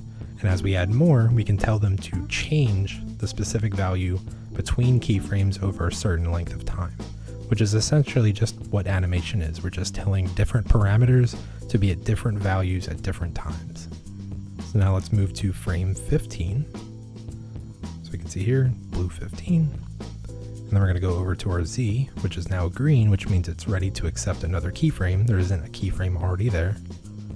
And here we're going to type in 30, hit enter, and then we're going to click this little keyframe button again to place down a keyframe. So now we can see we have 2 keyframes.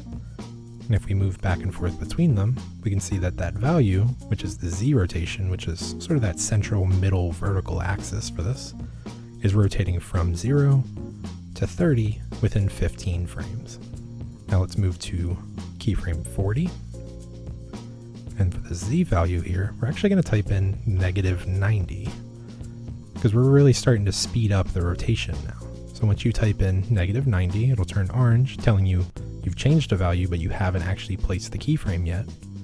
We're going to click the little keyframe button. It turns yellow, letting you know that there is a keyframe present again.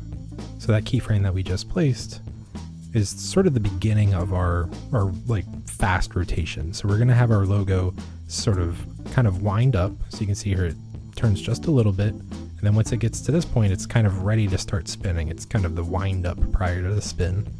And then it starts turning towards its quick spin. And then here in the middle, we're going to have to go really fast. So it's going to spin a lot here in the middle. And then it'll start slowing down here where it will spin past 0. And then it'll correct itself back to 0, which will match up to the very first frame by the end. So we're going to have it, wind up, spin really fast, overcorrect, and then go back to 0 here by the end. So now let's begin this really fast bit in the middle. So we're going to go to frame 60. And the Z value here, we're going to type in -1080. Then make sure you click your little keyframe here. So if you move off of this and you don't click your keyframe, it won't retain any of the changes you just made. So as soon as you move the playhead without placing a keyframe, it'll just go back to whatever it was. So you have to remember to actually place the keyframe when you're done. So let's move over to 85. we're going to type in -1470, hit enter, click our keyframe button, then we're going to go to 105, -1430, hit enter, and then click our keyframe button. And then lastly, we're going to go to frame 125, which was our last frame. We're going to type in -1440, hit enter, and then click our keyframe button. So you might think it's kind of odd that we started out on 0, but we ended on -440, but as far as we're concerned, that essentially is 0. So this is just, it's rotated around so many times that it's gotten back to the exact same position visually, even though the numbers aren't the same. And we need to have this value instead of 0 here, because if we typed 0, there would be a massive difference between the last frame at 105 and 125. So it would spin at light speed essentially to catch up back to 0, when in reality we just need it to kind of settle back at a flat view, which is essentially visually 0 for us. So now that we have all of our keyframes placed, we can hit the play button here on the right. So it's this little play button here on the right side. And we can see the animation we just created. So we have so if we start here, it's the wind up, the really quick spin, the overcorrection, and then it goes back to 0. We can also see by letting the animation play that it does loop seamlessly, and that's because we cut off that very first frame, so it still remembers what position it's supposed to be in the beginning, but we're not actually rendering that unnecessary frame, which would be a duplicate. So we can see as it runs, there's just a nice smooth transition right from the last frame right into the first frame. So now that we have the spin animation done, let's go through and start adding a little bit of secondary animation, which we'll be animating on the Y value. So start by going to frame 15 again, which we already have a keyframe here, but we're going to be keying a different value. So it doesn't matter that we already have a Z keyframe, because we're going to be keying the Y value instead. So to start with, we're just going to leave this right at 0. And then we're going to click this little dot here to place a keyframe, just letting it know that at this point it needs to stay at 0. Now we can move all the way up to frame 50. And here we're going to set -10 for the value. And then make sure we click our keyframe button here. And then we're going to go to frame 80. I'm going to type in 10 for this value, so not negative anymore, just +10. Hit enter, and then make sure we click our keyframe button. Now go to frame 95. We're going to do -5 for this value. Hit enter. And then finally, we're going to go to frame 113, so 113 down here. We're going to type in 0, hit enter, and then click our keyframe button. So now what we've added is during this wind up here, so as it sort of corrects and gets ready for the spin, we're adding a little bit more rotation in the Y value. So we're actually rotating this bottom left corner, we're rotating it downward this direction. So it kind of has like a little bit of a sort of a teeter-totter effect added to it. So we can see here it adds just a little bit of more character here. Turns down. And then here in the middle, it actually turns upward. So we can see it starts spinning up. So now it's actually rotated past center. So we can see this is actually a lot higher than it started with. That's during the spin. So as it's spinning, it's kind of spinning out and turning upward again. And then again, we have during the correction here of the Z-axis rotation, we have an overcorrection of the Y-axis where it spins a little bit too far down to correct itself. And then again, it settles back at 0, where it should have been, and gets ready for the next spin. So to see this in motion, we can hit play. And now we can see here, it adds just a little bit more character to it. It gives the logo a little bit of more life, where, especially at the end there, I particularly think it adds a lot right there at the end, where it kind of spins up and then rotates itself back down.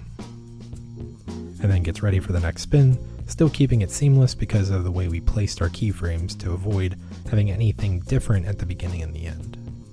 So while our animation right now has all the movement we want, it's still a little bit robotic. So we added a little bit of life to it with the overcorrections and sort of the twisting of the animation. However, the actual keyframes placed right now are very consistent. So every movement almost looks like it's been created by a machine, not by sort of, in this case, like a living logo that's spinning and doing something itself. So we're going to adjust the curves in the graph editor to make this animation have a little bit of more slowdowns and speed ups during the keyframing, so that it looks a little bit more intentional, a little bit more lifelike, and a little less robotic. So let's go up here to the top left. We're going to hover over this top left corner here until our mouse turns the little plus sign. We can just click and drag to add a new viewport. We can do this kind of half and half here. So we're going to leave this one as it is so that we can see what our camera was seeing. However, on the left side here, we're going to click this little drop down up here in the top left corner. And we're going to switch this one to Graph Editor. So now we're seeing some sort of squiggly lines here, and these lines here are actually showing us how the keyframes themselves are moving. So the rotation and how they're kind of adjusting between the different values. And this is the reason why we wanted to make sure before we started placing keyframes that we had the default set to Bezier. So right now you can see that we have Bezier handles here, similar to when we were creating our logo and modeling it with curves.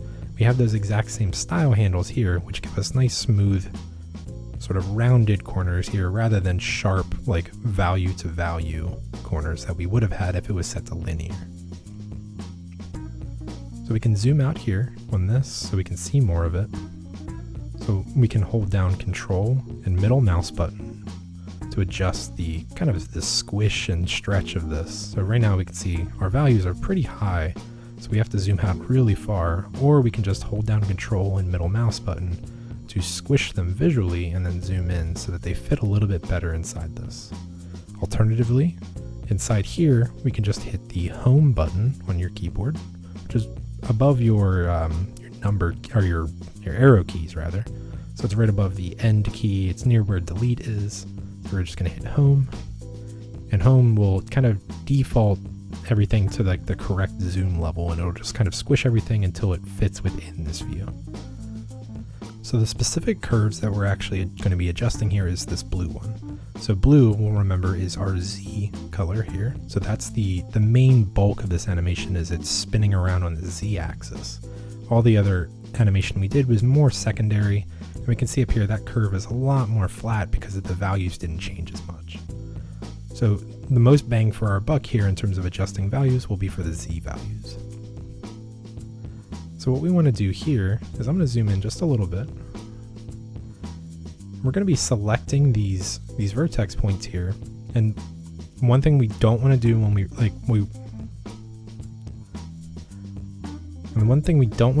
we're adjusting these handles here is actually move them. So you don't want to hit G and move these, because this actually is moving the value of your keyframe. So we can see down here at the bottom left, if I move it left and right, it's moving it left and right on the timeline, which will mess up our animation. And if I move it up and down, it actually makes the rotation that we typed in there, that value different. So we don't want to do that. So if you accidentally move something, make sure you right click or Control Z to set it back to the actual position that it was in. What we do want to do though is select the central point here, and we can use our R key to rotate, and we can use our S key to scale. So let's start by rotating this. So we're going to rotate this upward a little bit here. So what we're doing essentially here is making this curve a little bit more severe. So rather than keeping it kind of flat and kind of lifeless, a little bit more boring, what we're doing here is we're making this acceleration more drastic. So the more steep this line is, the faster the animation is moving, the faster that keyframe is transitioning to the next. So if we have a nice flat line here, that means it's not moving very fast. But if we have it flat and then it quickly spikes up, that means that animation starts out slow and then goes really quick during the parts where it's more steep. So in this case here, this is where the really fast spin in the middle of our animation is. You can see how steep this line is compared to, say, this one. So we're going to be adding more flat and more steep and getting rid of these kind of middling, kind of flat-ish values. So we want to have it to be either going slow at certain spots or fast in others. We don't want these kind of middle, kind of fast, kind of slow values, because those are the things that kind of just look a little bit too boring for the animation. So with this handle rotated, we can also select this handle here on the far side, so this longer one. With this selected, we can hit S to scale it. So we're just going to scale this up a little bit. That way we can get a little bit more of a, a harsh sort of flat and then steep transition. Now this is a relatively small movement, so we can only make it so steep. However, for this area here, we can make a pretty big difference in the way this spins. So I'm going to select this vertex here, hit R to rotate, and you can see as I rotate this, now it'll only let me rotate it so far. I can only go vertical. Anything past vertical, it starts actually squishing it. So I'm going to rotate this basically vertical.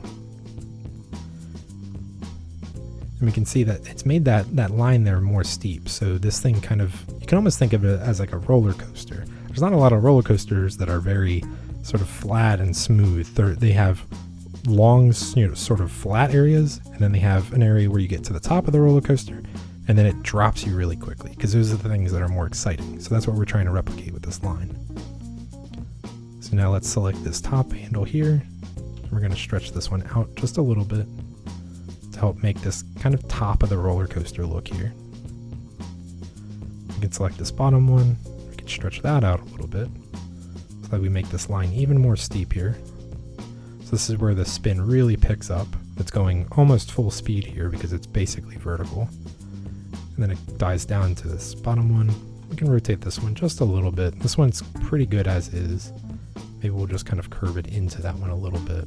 So very little adjustment to be made on this one because it's already so steep. And on the bottom one here, we don't want it to just hit and then flatten out. We want it to kind of hit, go below, and then go back up to the next one. So we're going to actually select this vertex here.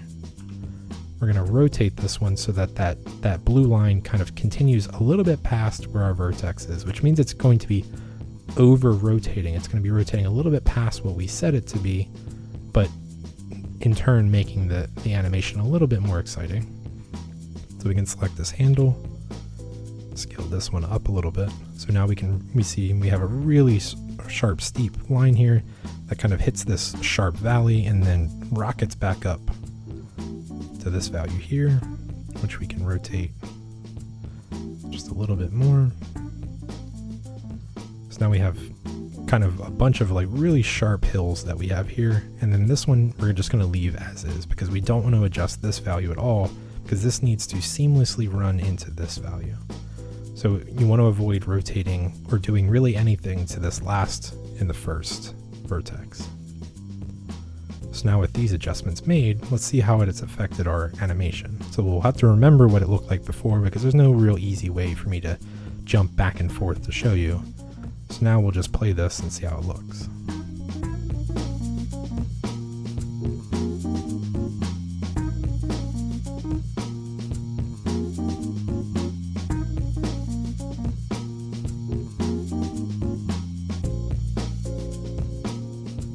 So we can see there in the middle how it whips much faster. It starts out a little slower. It's a little bit slower to do the wind up, but then it whips really hard right here in the middle. And then that correction here at the end is also a little bit more snappy. So it kind of whips back, hits that little slight overcorrection, and then snaps back to 0 for it. So it's a subtle difference. Hopefully you can tell the difference between the before and after. It is a subtle thing, but it really does change the feel of the animation. It makes this feel more intentional, a little less just placing keyframes and letting Blender do its thing. We're actually going in and kind of fine-tuning and tailoring what Blender has set up by default and making these intentional choices to make certain areas faster and certain areas slower. In the next lesson, we'll be rendering our final animation. I'll see you there.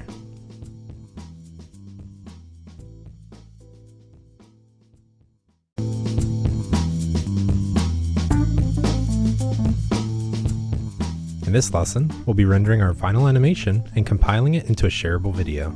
Let's begin. Let's start by cleaning up our viewport from the last lesson. So we're just going to go up here to the top left of this right viewport, so basically the line on the center. We're going to wait until our mouse turns into a plus sign, then we can click and drag to the left, to remove that extra viewport that we drug out. We can also make this a little bit smaller at the bottom because we're not animating anymore, so we can make it just big enough that we can see our keyframes. Now let's go up to our rendering tab at the top. We can click this and it'll switch us to our rendering viewport. We're going to start by rendering out just a single frame of our animation. We're not going to save it or anything. We're just using this as a preview because we're going to be adding something called motion blur to this. So let's go up to frame 44. We can do that just by dragging this little blue icon down here. If you want to make it a little bit bigger, you can. So we're going to go to frame 44, and then we're going to go up to render, and then we can choose render image. Now we could also just hit F12 on our keyboard, or we can just click this image here. Okay, so now we can see this is what our render actually looks like. So this is the final output, visually at least, of what our render looks like. Now the reason we went to frame 44 is because this is actually right in the middle of the fastest movement of our logo. However, looking at this image, you would never know that this is moving. So unless you knew that this was animated, you would have just assumed that this logo is sitting still in this position. The way we're going to actually show that this is moving is by adding motion blur. So we can go over here to the right side, and we're going to be in our render properties tab, which is this one here. It looks like the backside of a camera. We're going to check on motion blur, and then we're going to twirl this down so that we can see the options. Now that we have our motion blur settings visible, there are two values that we're going to change. So the first one we're going to change is shutter, and then we're also going to be changing the steps. So let's start by turning up the shutter. So as we turn this value up, making it closer to 1 in this case, that's essentially leaving the shutter speed for the camera is staying open longer. So normally a camera would take a picture and it would only capture light for a certain amount of time. So if we make the amount of time that it's capturing the light longer, we'll introduce more motion blur because the light being taken in by the camera is also catching some of the motion, so it's moving positions during that capture process. So the longer we have the shutter speed open, in this case 1, so a higher number, the more motion blur we're going to notice. So now let's hit F12 on our keyboard to see what this looks like. We can see here now that we're actually seeing some motion blur. Now we'll notice it's a little bit weird, so it's a little bit choppy and it's kind of hard in some spots and really kind of messy in others. And that's more or less because of the steps. So the steps is kind of somewhat of a fake thing that Eevee's doing to accomplish this motion blur look, because it's not true motion blur, it's trying to simulate the motion blur. So what steps is doing is essentially adding how many duplicated images is Eevee going to add to this render in order to accomplish this motion blur look. So if we turn this up to our final result, which will be 64, and then give it another render, we'll notice how much smoother this motion blur result is. So we should have 1 for our shutter speed, 64 for our steps, and now I'm going to hit F12 again.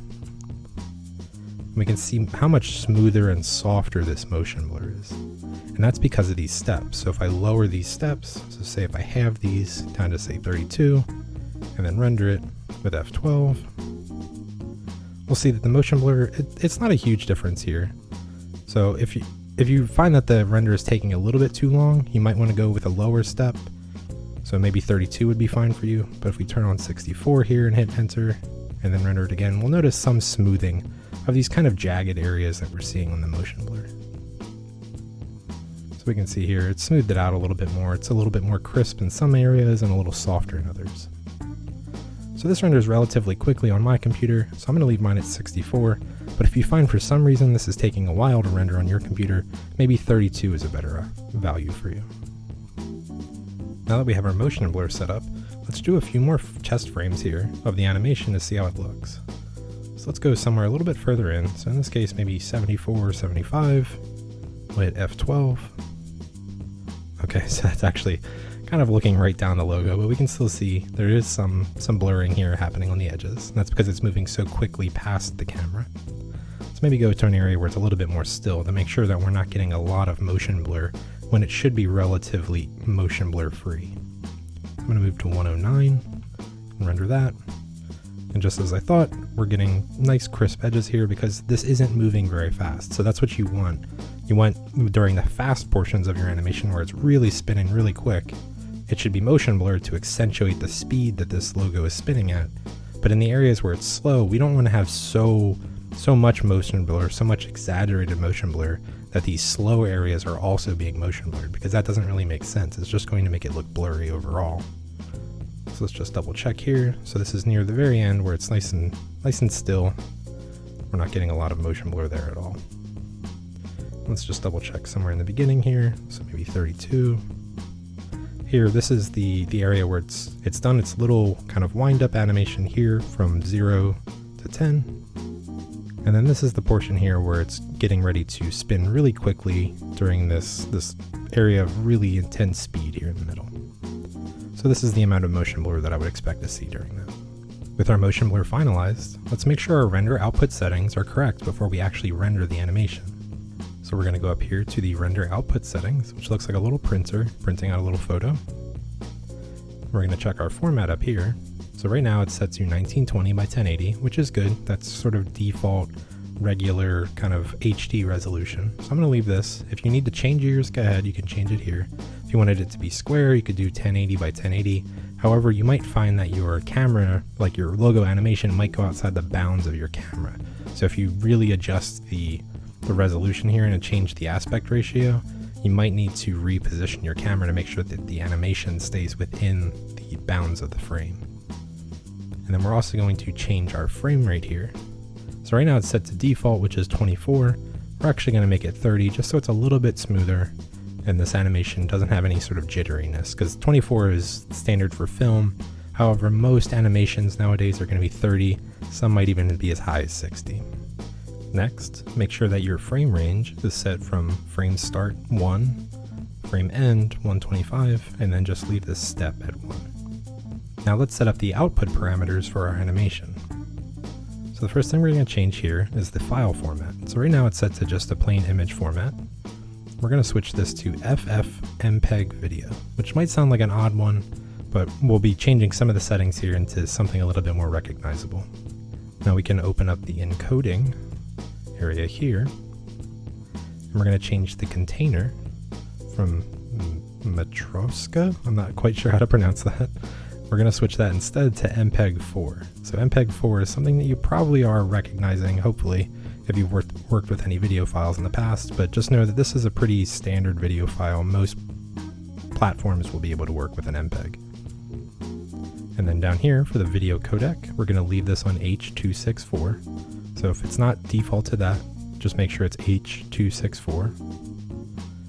For the output quality, we're going to change it from medium quality to perceptually lossless. So perceptually lossless is basically saying that it's going to output as high quality as possible to the point where you almost can't tell that it's compressed at all, but it actually is slightly compressed just to keep the files smaller. If you pick lossless, it's going to be a massive file for you and it's going to take a lot longer to render and things like that. So we're just going to use perceptually lossless, which will give us a really high quality video without all of the other downsides of completely lossless.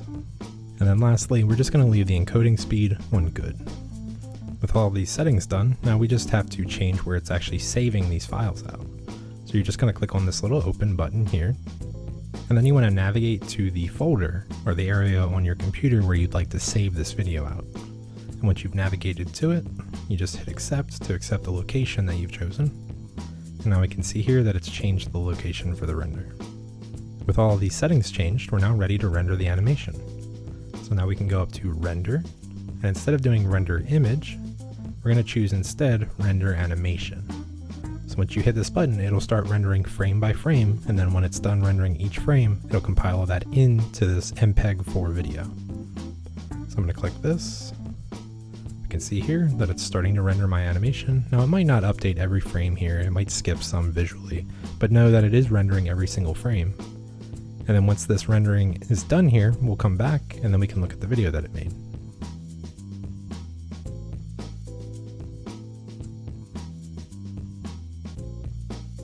My render is now complete, so we can see here it saved out this video file, and it gave it the name of just the amount of frames that it had in it. So it just lets me know that it goes from frame 1 to frame 125. We can just click on this and rename it. So I'm just going to call this logo animation. Hit enter, and now we can watch our video. So if I just double click on this, it'll load up the video. This is what the actual final product looks like. So I'm going to switch this down here. So if I just want to see this to loop, now this is on Windows, I believe Media Player that this is playing on. We can just click these three little dots down here. I'm going to choose repeat. I'm going to click these little arrows here to make it larger. Now I can hit play.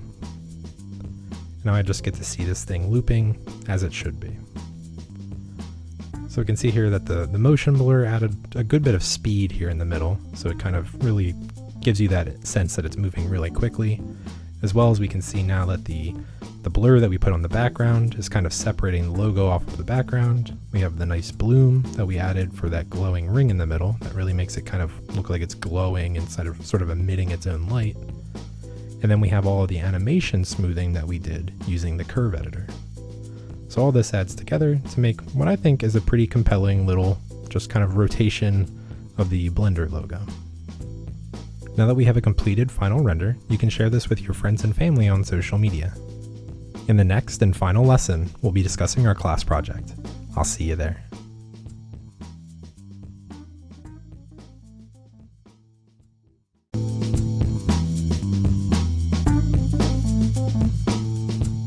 Congratulations, you made it to the end of the class.